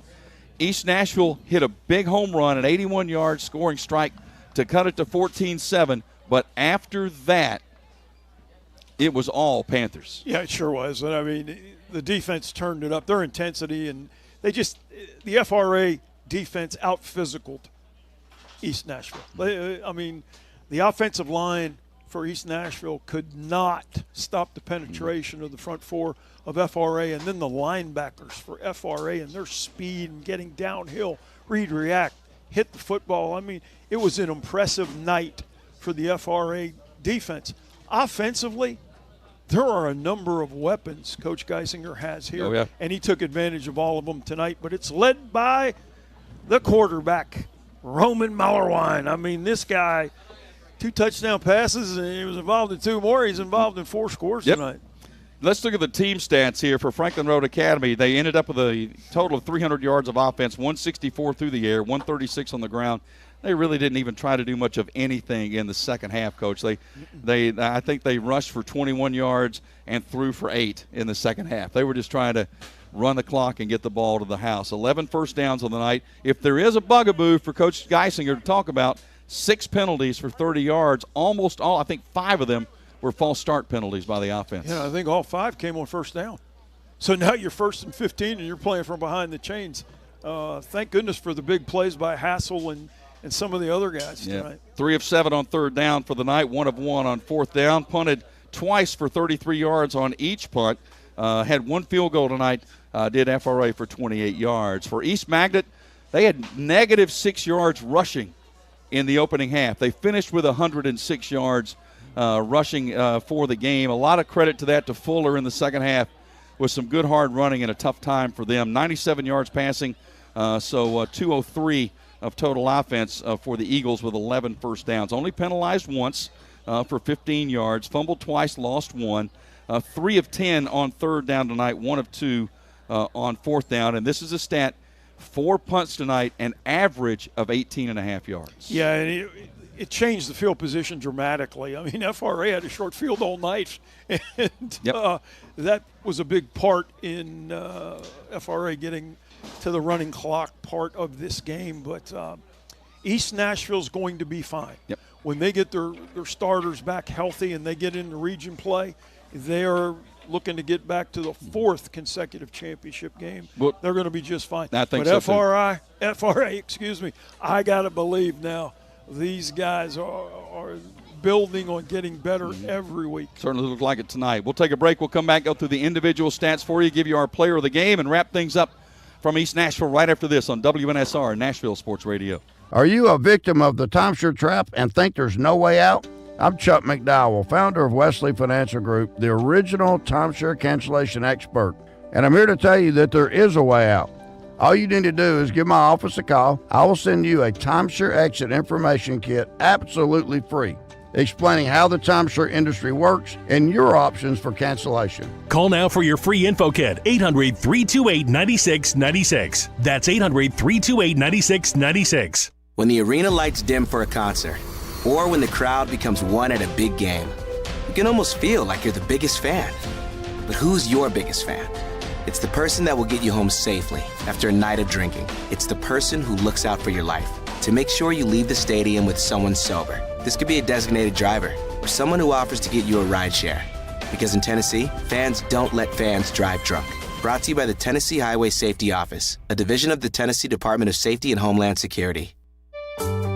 With more than 18,000 apartments, you know Freeman Webb apartment communities must be managed with expertise. Professionals who care about the quality of your residence, upkeep, cleanliness, and safety. Freeman Webb is affiliated with the most dynamic realtors in Nashville and the surrounding areas. Whether your needs are commercial or residential, their highly trained realtors will assist you in attaining all of your real estate goals. Since 1979, when founded by Bill Freeman and Jimmy Webb, and now led by Bob Freeman, visit freemanwebb.com to find out so much more.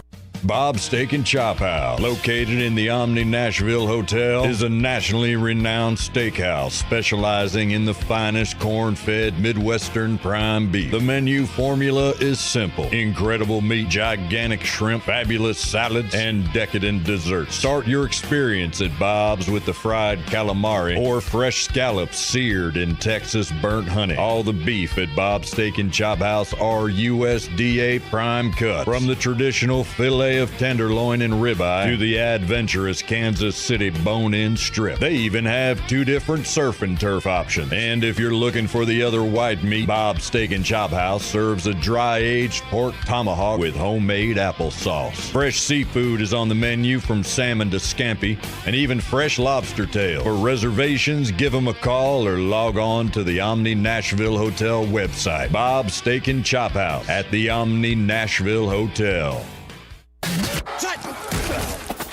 Hey, this is Greg Pogue of the Greg Pogue Show. Now back to the action at the MidState High School Checkdown Game of the Week with the voice of high school football, Joe Fisher. Franklin Road Academy, an impressive 43-14 win over East Nashville tonight.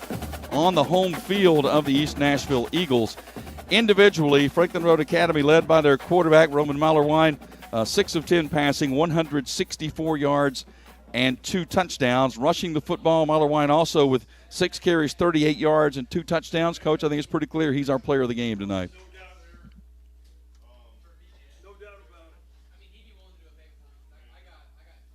Don't know where your microphone went, Coach. Is it that one? Don't know what happened. I guess you're done for the night. I don't know what happened, dude. That's all right. It's not that one. No, they're not that. Okay, sorry. Yeah, those two. Yeah, you're right. I don't know. Okay, anyway. Coach, take the rest of the night off. Credit the storm. It was the rain. That's what happened. But anyway, Glenn, 14 carries, 64 yards for FRA tonight. Hassel with 6 carries, 28 yards, and a touchdown. Hassel, the leading receiver, 4 catches, 91 yards, and a score. Glenn had a 45-yard touchdown reception on a screen pass as well. For East Nashville, Lamb, the quarterback, 4 of 11 passing. He just had no time all night.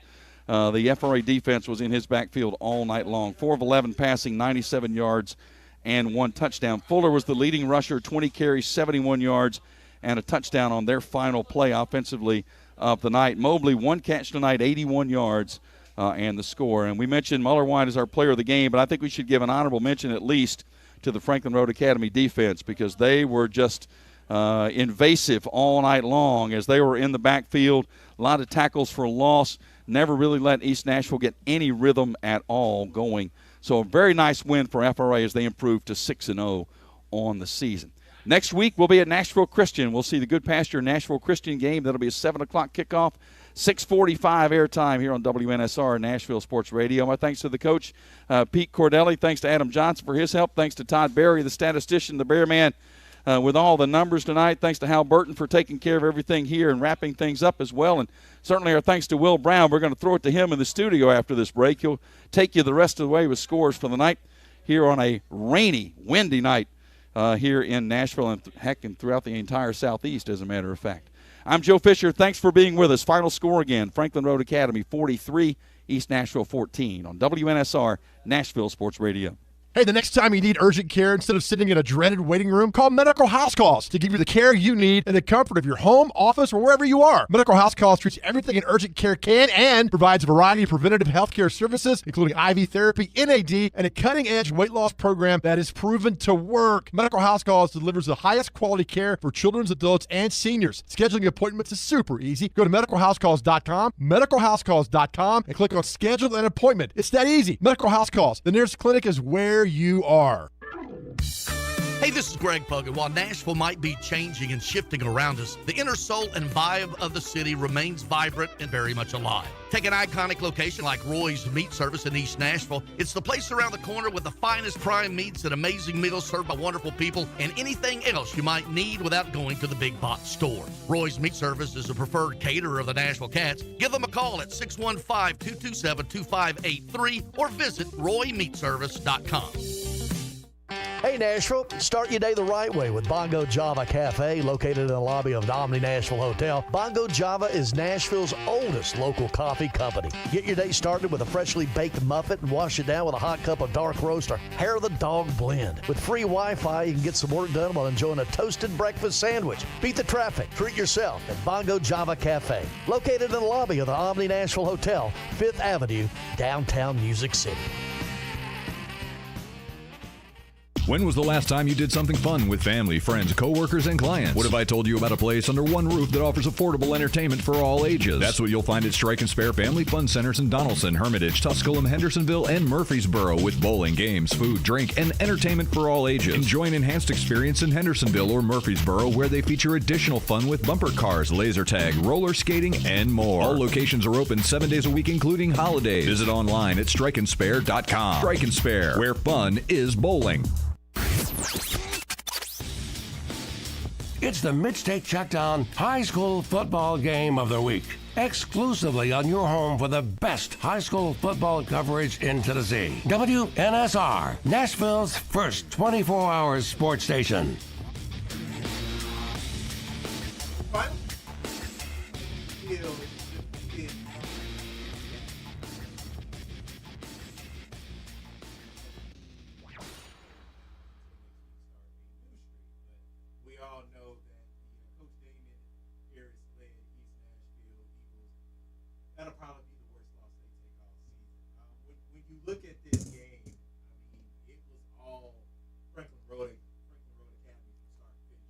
Absolutely. This is what happens when a program like FRA gets a really good head coach, and Coach Justin Geisinger, who a couple of years ago came over from Pope John Paul Preparatory School over to Franklin Road Academy. And ever since he's gotten there, I mean, it's just been green pastures and success.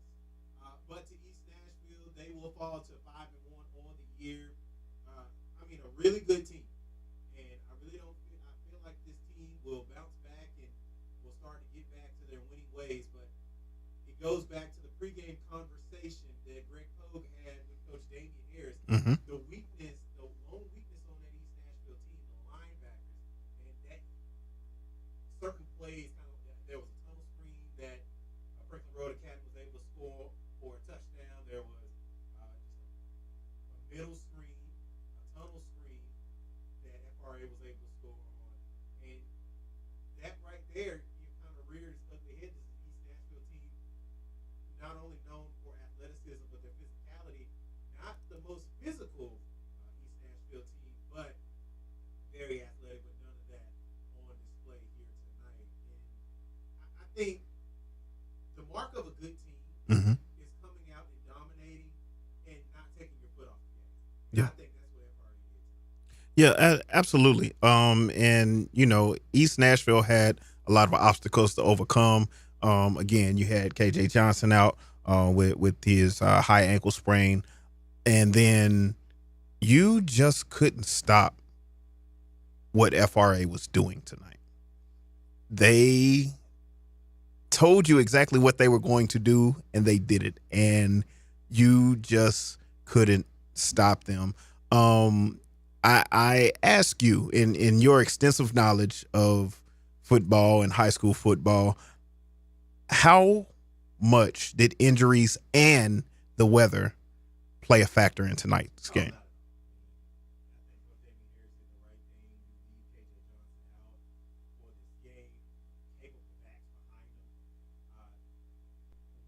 That's no excuse at the end of the day. I mean, there's no excuse with that. And yes, the weather may factor in a high snap here or there, an unusual drop, things of that nature. But other than that, I mean, you still got to get between the hashes and you still have to play. Yeah. And that's what happened. And I think one team just came out and played a lot better than the other. Yeah. And how much, as far as the experience, because you're the analyst on this part of the show, when it comes to coaching experience, how much does coaching experience play a factor as well in tonight? I mean, two really good coaches, Damian Harris, Coach Justin Geisinger. I think that the coaches called the best plays that they felt like were to their advantage, but you just had one team that was just flat out better than the other. Yeah. I mean, that's all it is. I mean, East Nashville is who they are on the 3A level. Right. I mean, they face a test here or there, but their ultimate tests tend to come in the playoffs. And this is a team that for the last 3 years have gone on to the state championship, and they've ran into the powerhouse that is Alcoa. Yeah. And there's really no one that can beat Alcoa, except really at this point they've proven themselves. That's it. But to go back to your point, I mean, I don't feel like there were any bad plays called. Right. If that was kind of the angle you're trying to get at. Mm-hmm. I just think that East Nashville came in with a game plan that they felt like would work, and it just didn't. I mean, this is one of those games. Yeah. I've been a part of them. My brief time. You've been a part of them. Absolutely. Everybody's been a part of them. Yeah. I don't care who you are. You ball it up. You watch film. Okay. If you can find you a match, go ahead. You burn that film. you toss it outside. Yeah. You know what I'm saying? And you just live with that. Absolutely. Yeah. So that is my perspective. We'll get into a little bit more perspective on the other end. We'll try to get you some scores. We'll take a break. This is the WNSR MidState Checkdown Game of the Week. Final score, Franklin Road Academy 43, East Nashville 14. Stay tuned. We'll be right back. I love playing sports, especially for my school. And that's because school sports are special. It's where it's safe to fail. It's where we're taught resilience, where our fear becomes confidence. It's where we learn to get back up after every fall. School sports are where 7.8 million students go from I can't to I can. This message presented by the TSSAA and the Tennessee Interscholastic Athletic Administrators Association.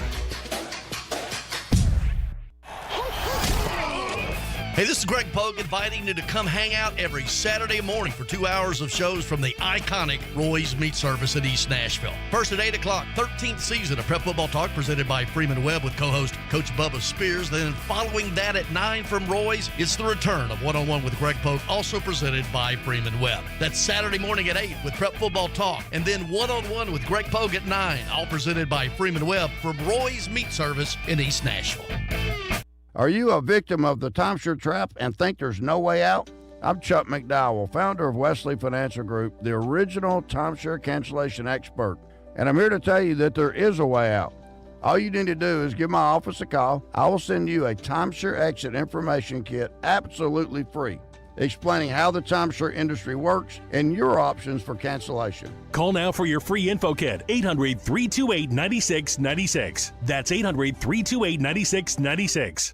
When the arena lights dim for a concert, or when the crowd becomes one at a big game, you can almost feel like you're the biggest fan. But who's your biggest fan? It's the person that will get you home safely after a night of drinking. It's the person who looks out for your life to make sure you leave the stadium with someone sober. This could be a designated driver or someone who offers to get you a ride share.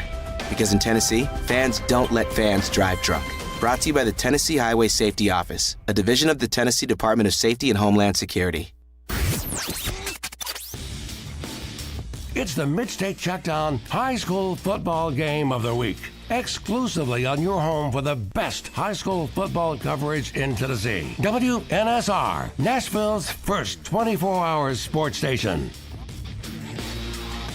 We are back live. WNSR MidState Checkdown Game of the Week. Post-game wrap-up show brought to you by Wesley Mortgage, Medical House Calls, Strike and Spare Family Fun Studios, Tim Leeper Roofing, and Omni Nashville Hotel.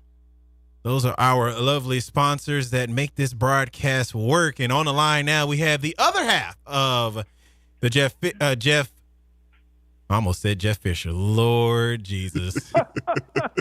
You know what? With that being said, we're just going to get right into it. Hello, Pete Cordelli. How you doing? I'm not going to tell him that you called him Jeff Fisher. You know what? That might be he might take that as a compliment. Well, I just know this. All three phases played well. That they did. And you know what? When you look at, I got the last name right, just screwed up anyway. When you look at this evening's game, Pete, as a former coach on both the high school and the college level, talk about a game where you experienced this. If you're East Nashville, and what's that like going through for 4 quarters? Well, East Nashville 6-0 coming into this game, and they've been to the state championship game the last 3 years in a row. They were banged up tonight. They lost their best player, Keith Johnson. He didn't play last week. High ankle sprain. He didn't play tonight. But the one thing that stood out tonight was how physical FRA was in their offensive line and their defensive line. And as the game went on, along with the rain and the weather, East Nashville could not match the physicality of FRA. And, I've been in a few of those. I was the head coach at Kent State and Kent, Ohio for 3 years, and let me tell you something, buddy.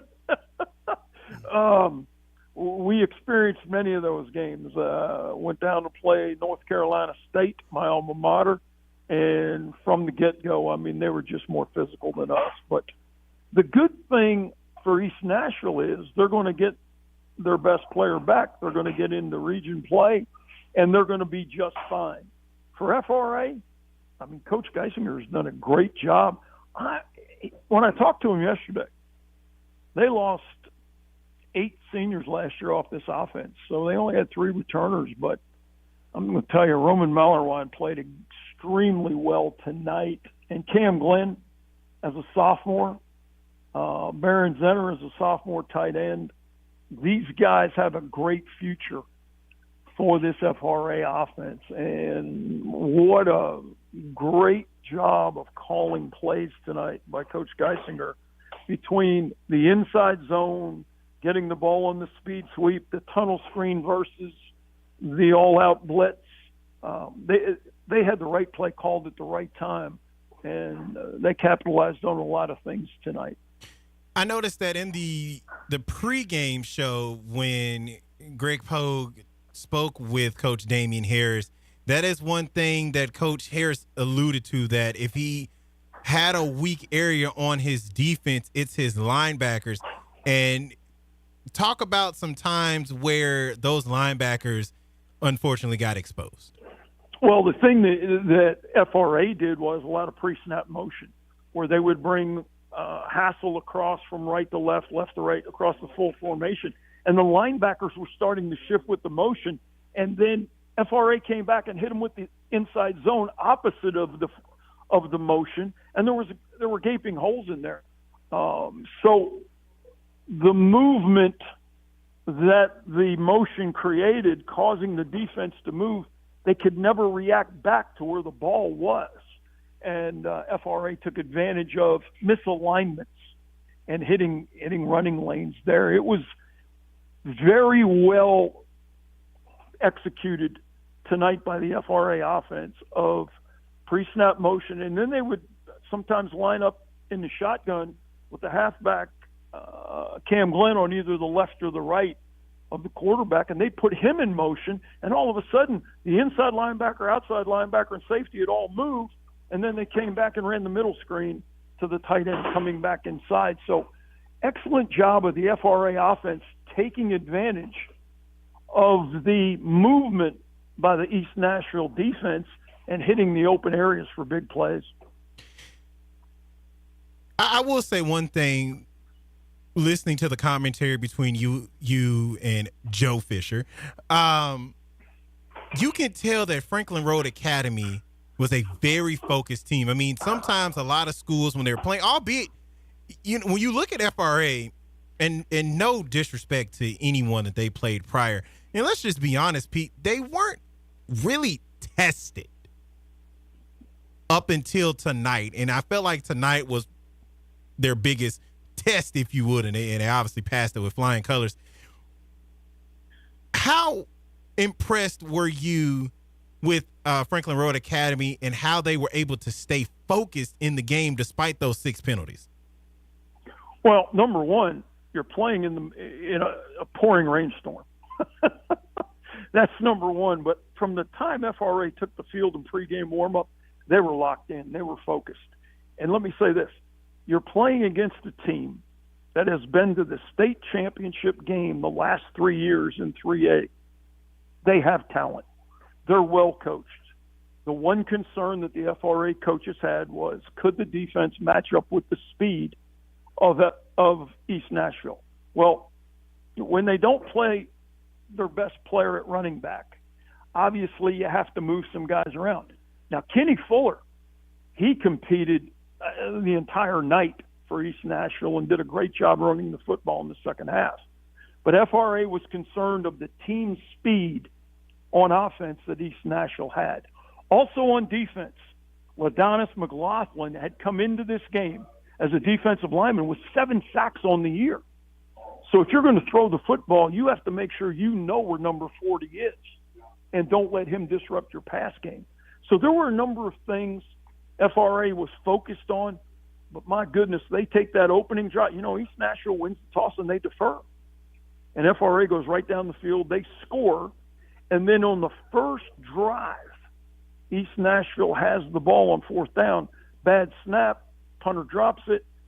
FRA, with their attacking defense, they recover on the 6th, and they go in and score, and they go up 14-0. So it was just a night where the FRA team was focused on the task at hand, and they did a great job of shutting down the East Nashville offense.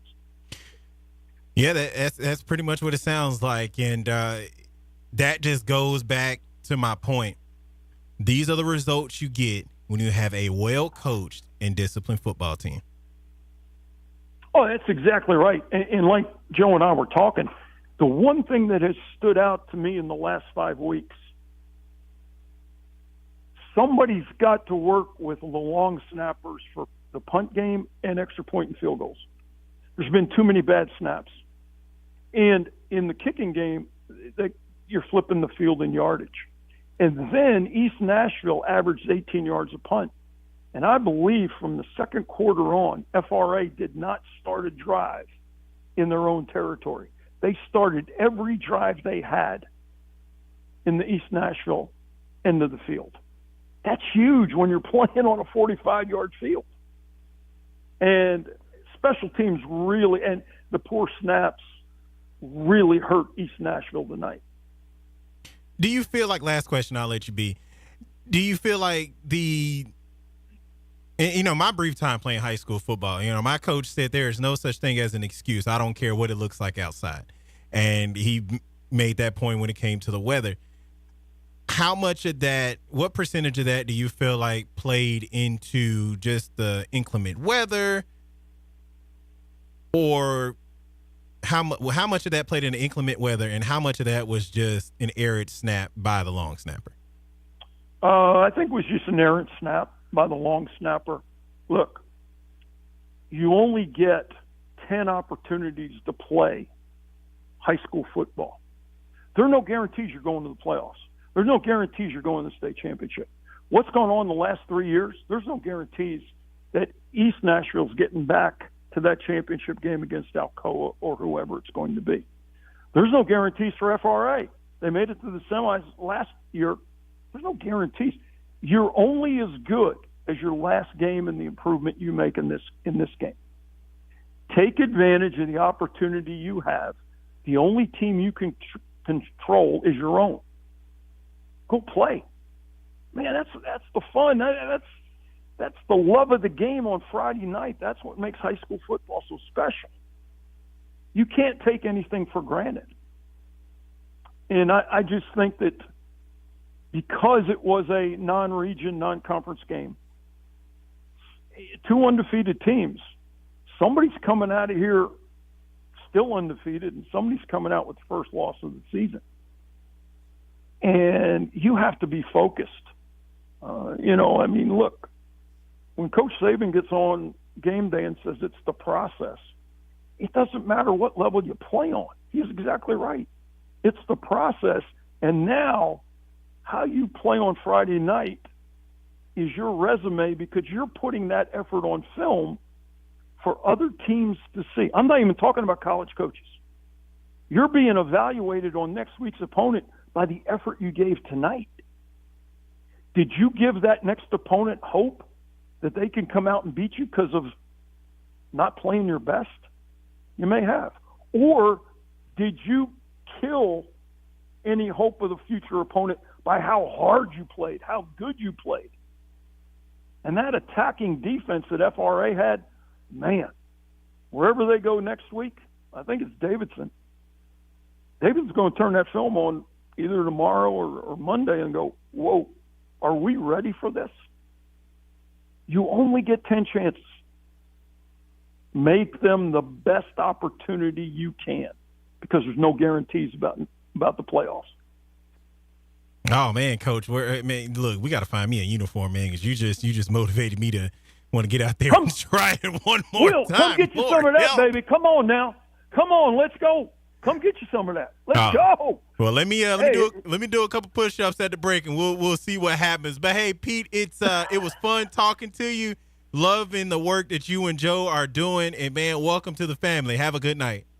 Hey man, it's an honor for me to be a part of this broadcast and to be working with Joe Fisher. I mean, it is great. I mean, I'm glad I'm working with Joe Fisher, and you know what? I'll let Pogue handle Jeff Fisher. Well, they're best friends, so that sounds like a good idea. Oh my gosh, Pogue has a best friend? Yes. Oh my God, you told me something. I did not know that. Yeah, well, breaking news. The Pogue man, I'm telling you what, he's a piece of work now. Yeah, that he is. Love him to death. But all right, P, you have a wonderful night. Hey, man, you have a great night. Pleasure being with you. Likewise. That is Pete Cordelli, the color analyst for our WNSR MidState Checkdown Game of the Week. Man, Q Joseph, when you look at this man's resume, it is flawless. And hey, speaking of flawless, one TSSAA school came out with a flawless effort to end a losing streak. We'll let you know who that is on the other end. This is the WNSR MidState Checkdown Game of the Week, brought to you by Wesley Mortgage, Medical House Calls, Strike and Spare, Tim Leeper Roofing, and Omni Nashville Hotel. Fans, stay tuned.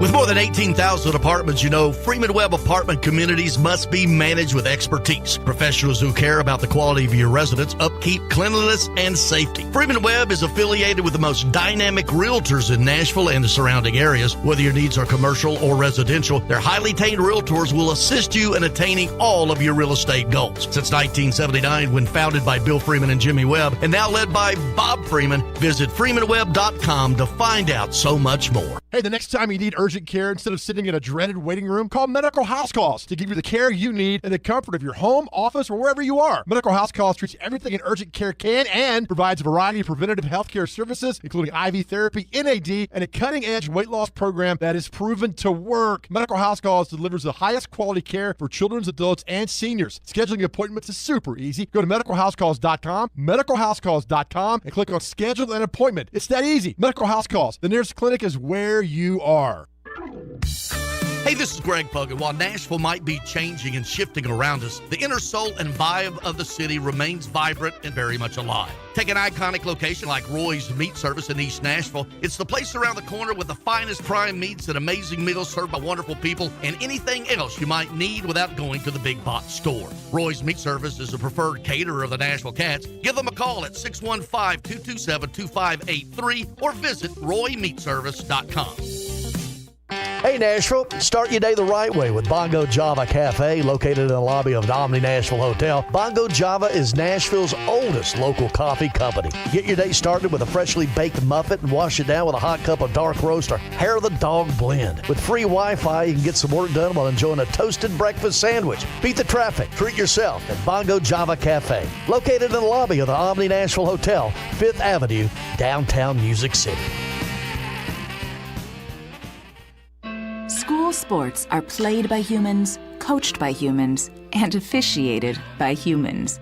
So the next time you're sitting in the stands at a school athletic event, please remember this and maintain your humanity, especially when it comes to judging and critiquing athletes, coaches, and officials. Please show your fellow humans some respect. They'll appreciate your empathy. This message presented by the TSSAA and the Tennessee Interscholastic Athletic Administrators Association. Man, I loved playing high school sports growing up. And it's fun being a fan now, don't get me wrong, but sitting in the stands feels like I'm missing out on all the action, you know? I wanted to get back in the game, so I signed up to be a high school official. It takes me back to my playing days. I'm supporting students, and I get paid to make the big calls.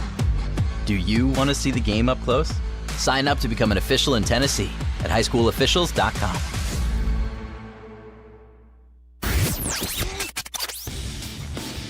It's the MidState Checkdown High School Football Game of the Week, exclusively on your home for the best high school football coverage in Tennessee. WNSR, Nashville's first 24-hour sports station. WNSR MidState Checkdown Game of the Week post-game wrap-up show brought to you by Wesley Mortgage, Medical House Calls, Strike and Spare, Tim Leeper Roofing, and Omni Nashville Hotels. Got Jeff Combs on the line. We'll get to him in just a second, the voice of the Westmoreland Eagles. But Q Joseph, we got some scores to report, and I want you to pay special attention to the one I just teased. I'm going to save that one for last before we get to Mr. Jeff Combs. All I'm going to say is someone's streak started back at 1. FRA with the win over East Nashville, 43-14. Pope John Paul Preparatory School keeps the winning ways going, 26-16 win over Davidson Academy at home. Pope Prep has now won 3 consecutive games, all 3 in the region. Brentwood, 42-6 over Overton. Father Ryan keeping the good times rolling, going down the South Nashville way, 45-15 over Briarcrest. And this is a Briarcrest program that has been up and down in the last 5 years. Page blanking Glencliff 62-0. Oakland shutting out Rockville, a very struggling team right now. Oakland 60. Rockville did not get on the board. Rockville now 1-4. Stewart's Creek right now beating Antioch 27-6. Friendship Christian all over Middle Tennessee Christian 35-0. Mount Juliet 21. Wilson Central 6. That's a final. Dyersburg defeating Jackson Northside 37-26. Marshall County 35. Fayetteville did not get on the board. The Forest Rockets 48. Cascade 0. Tullahoma 13. Columbia did not get on the board. Lewis County Mount Pleasant 14 points combined. 8 of them went to Lewis County. Lewis County with the win. And Q Joseph, like I stated, I have a question for you. Yes, sir. Where were you on October 20th? Well, obviously, not of this year. Of last year. I was about to say because it hadn't happened yet. I don't know, man. I can't even remember where I was this morning, sir. Well, I'm pretty sure Cane Ridge remembers it. That was the last time they won a game up until tonight. They defeated Laverne 15-0, stopping their losing streak that dates back from October 20th, the last time they won a game, up until tonight. So the Fighting Mike Woodwards, that is actually who I played under for a couple of years at Antioch High. Okay. Really struggling. I mean, a really good coach, but man, just doesn't have the team to back it up. But another team that's doing some good things out there, and we'll go ahead and get him on the line, the Westmoreland Eagles out there in Sumner County. This is a team that started off 0-1. They lost to Macon County 31-7, and they've been on a 5-game winning streak. They shut out Liberty Creek 34-0 tonight. Liberty Creek played East Nashville last weekend, were defeated by the Eagles. And Jeff, man, the Eagles are continuing to fly high. Right now, we are probably one of the hottest teams, I think, in AA. That the offense has been clicking better than I've seen them in a long time. Defense has been outstanding, shown by Liberty Creek doesn't get shout out much, and our defense stepped up to the challenge tonight. And special teams has been great all year long as well. But I got to give some love to the linemen we had here tonight. Our player of the game was Carson Borders, who was his jersey was all shades of brown and red and everything tonight. But the line, both offensively, kept clearing the way for the running backs and got in the way of outstanding running backs like Mac Tuggle for Liberty Creek. And they were just outstanding. That's what propelled us to that 36-0 win tonight.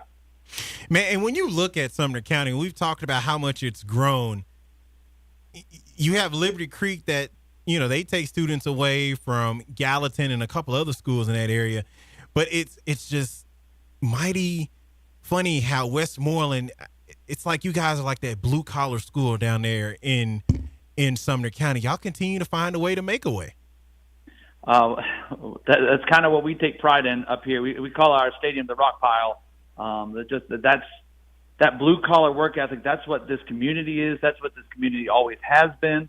And that's what this football team represents. That I talked about the line. The line is where they want to focus on. You have all sorts of amazing athletes at quarterback and wide receivers and players that do things that weren't even possible, Willie, when you and I were in high school, and you're in high school more recently than me. But what they're doing now, this group loves battling in the trenches, and that's where they take their great pride, that blue-collar work ethic you're talking about. Outside of a couple players that you named earlier, who were some guys that really stepped up tonight that made you go, hey, look at him? Well, tonight was interesting. I mean, the weather played a part in everybody's games here tonight. And this is the first time I've seen this all year, because this year we've been balanced a lot offensively, but this is the first year that we ran the ball every single snap for the entire game. And we had Cooper White, who's been outstanding all year long. I believe he scored his 8th touchdown in the last 3 games tonight. But one of the unsung heroes on this team is Matthew Martin. He's a senior who kind of gets the the handoffs when everyone goes towards Cooper White's direction, but he takes advantage of every chance he gets. He had several big runs tonight and was really had a fourth down conversion that kept the drives going for the Eagles. So I'm going to go with Matthew Martin as a player, kind of under the radar, but played a huge part in what we did. Well, next week you guys get a really tough test in East Robinson. They're 6-0 after their 27-8 win over Smith County. I mean, which one of the Groves is up next? I mean, in Cross Plains, Tennessee. Talk about East Robinson and what you know about them. That is always going to be a great game. These are the top two teams in the region right now. We're both tied at, I think, 2-0 in the region. I know we are, and I'm pretty sure they're 2-0 in the region as well. So this game is always tight. Even last year when they had Elijah still here, was a 13-12 game in favor of East Robertson that came down to one play at the end of the game. I expect this one to be another tough, hard-fought game between these two teams. Neither one really likes each other, but they respect each other out here. And so it's going to be a hard-fought game. It's actually going to be a Thursday night game this week at East Robinson. But I don't know much about which Groves. I think one of them's hurt. And so I'm not entirely about 100% sure on all that, so I'm not going to quote anything there. But I think you see a lot of scores comparison. They played Liberty Creek, won 30-0. We won 34-0. Two very close scores, one to the other. And I would expect this game to be really close as both teams are very, very talented. Well, Jeff, man, it's always fun catching up with you, and good luck to you. It's been a couple weeks, so I'm sorry, Willie. That it has. Hey, it's always good to hear your voice, man, and let's keep the good times rolling down in Westmoreland, Tennessee. I hope so, and I hope we'll do that this week. Thanks, Willie. All right, appreciate you. That is Jeff Combs, the voice of the Westmoreland Eagles. And Q Joseph, I mean, working in the media, I know people have their favorite teams, and you don't want to come out and say it, but I will say this. Mm-hmm. I don't want to call him the little guy, but I'm going to say it anyway. I am just a fan of – it's just something about that 1A, 2A, 3A football, man. I think it's – high school football has just a level of purity about it that just keeps you connected to it. But, man, this Westmoreland team down there in Westmoreland, Tennessee, man, I mean, if you don't come prepared, you will leave embarrassed. And I think everybody likes a good underdog story. Everybody likes a good feel-good story. And so, like you said, when you see the little guy win, when you see the little guy triumph, it is definitely endorphins, a rush of endorphins and dopamine and all the good science words that we can insert here. Man, it really is a feel-good thing, especially when nowadays in the days of social media where we see everything, we see your beginning all the way to your end. When you're talking about a Westmoreland team who started off 0-1 this year, and took it personal. It seems like took it personal and said, "Oh, okay, we gonna lose? No, not for these other 5 games." And like you said, hopefully they can keep the streak going. And it is a good feel-good story, just seeing good people win.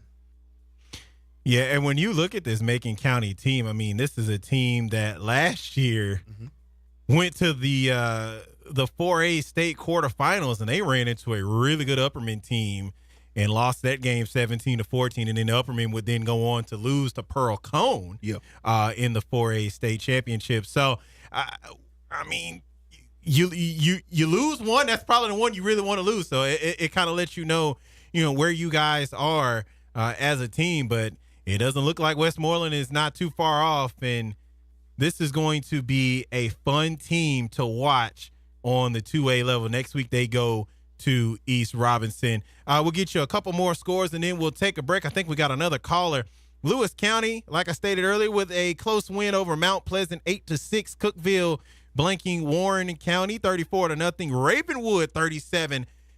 Independent 0. Man, Q Joseph, this is an Independence team that came in with some high hopes and not necessarily having the type of season that they expected. Whitehaven defeating Cordova by 2 touchdowns, 14-0.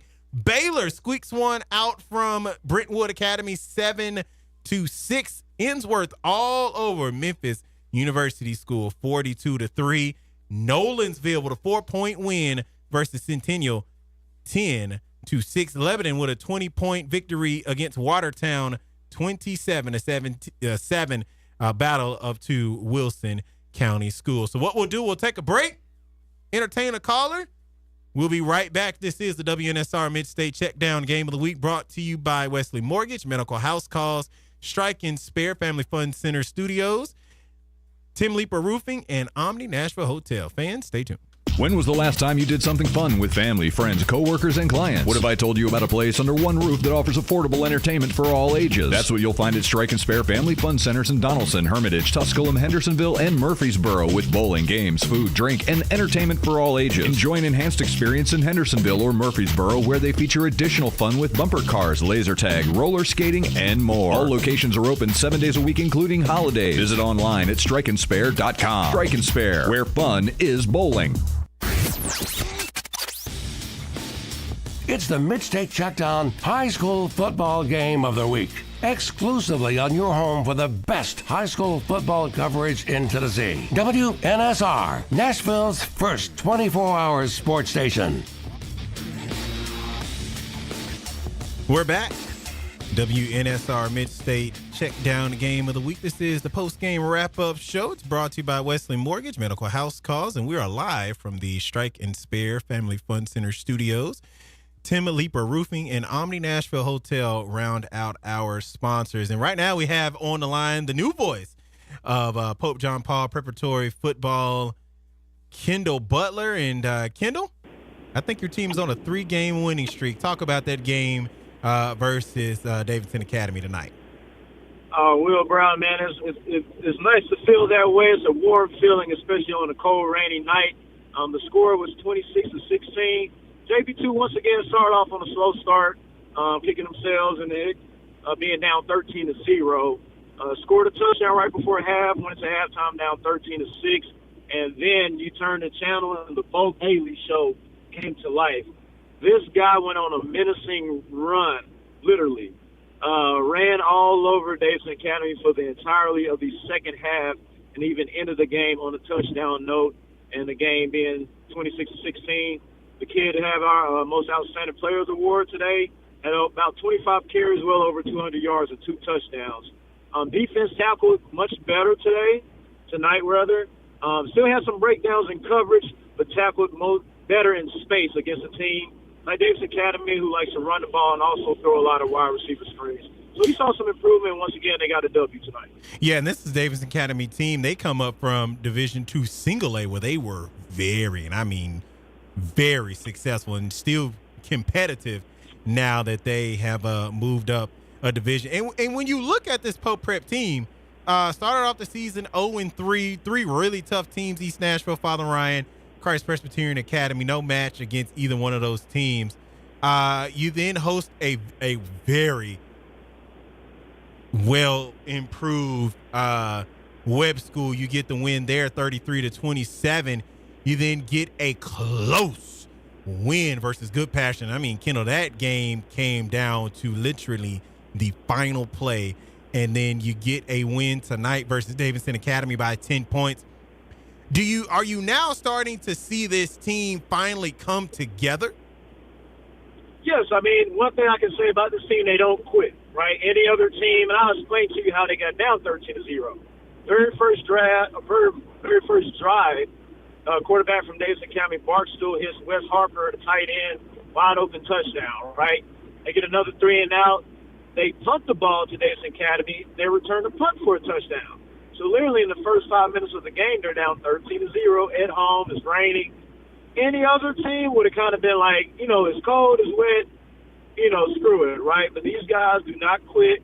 They kept fighting and went into halftime down 1 score. Obviously made a lot of halftime adjustments and came out and was obviously the better team for that whole entire second half. So this is a team that doesn't quit, very well coached, and they kind of just find something each game to build off of during the game to make them successful and come out with a win at the end of the night. And next week you host another home game, but then you get Battleground Academy, who just came off of a 32-8 win versus Hunters Lane. That's a really struggling program here in the Nashville area. Hey, Kendall, you're playing a team that averages 42 points per game. So the key to that game next week will be, and this is something Coach Need told me this week, he's tired of the slow starts. But literally this week, I think he's going to beat into this team. Look, we don't even have a chance, a reason to start slow.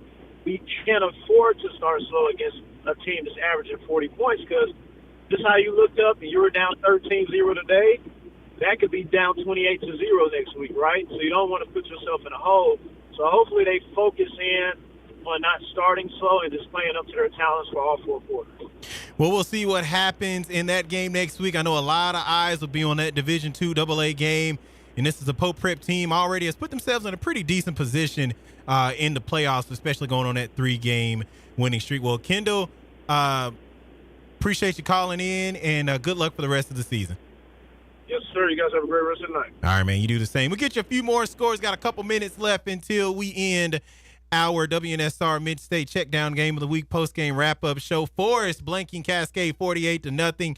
Green Hill with the win. The MyTV 30 Game of the Week 26-13 over Gallatin. Gallatin falls to 2-4. Green Hill yet to be defeated. 6-0. Mount Juliet 21. Wilson Central 6. McMinn County 30. Ottawa did not get on the board. Cookeville 34. Warren County 0. Westmoreland 34-0 over Liberty Creek. Signal Mountain 57. Lookout Valley 6. Blackman 28. Siegel 7. Riverdale shutting out Coffee County 21-0. Coffee County evens their record at 3-3.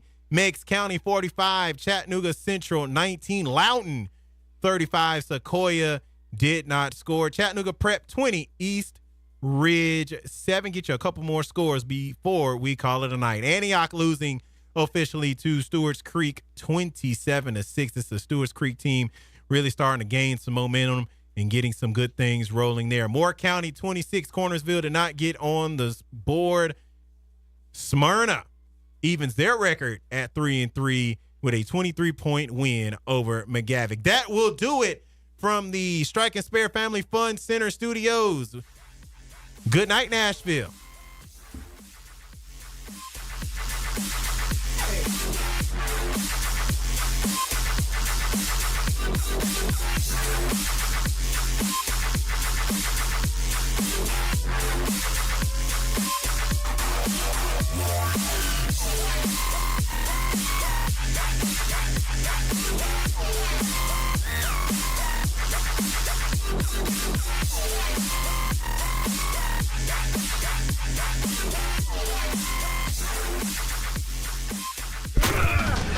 Thank you for listening to the MidState Checkdown High School Football Game of the Week. Presented by Freeman Webb, Omni Nashville Hotel, Strike and Spare Family Fun Centers, Wesley Mortgage, Medical House Calls. Next Friday, our game is FRA traveling to East Nashville. Coverage starts at 6:45.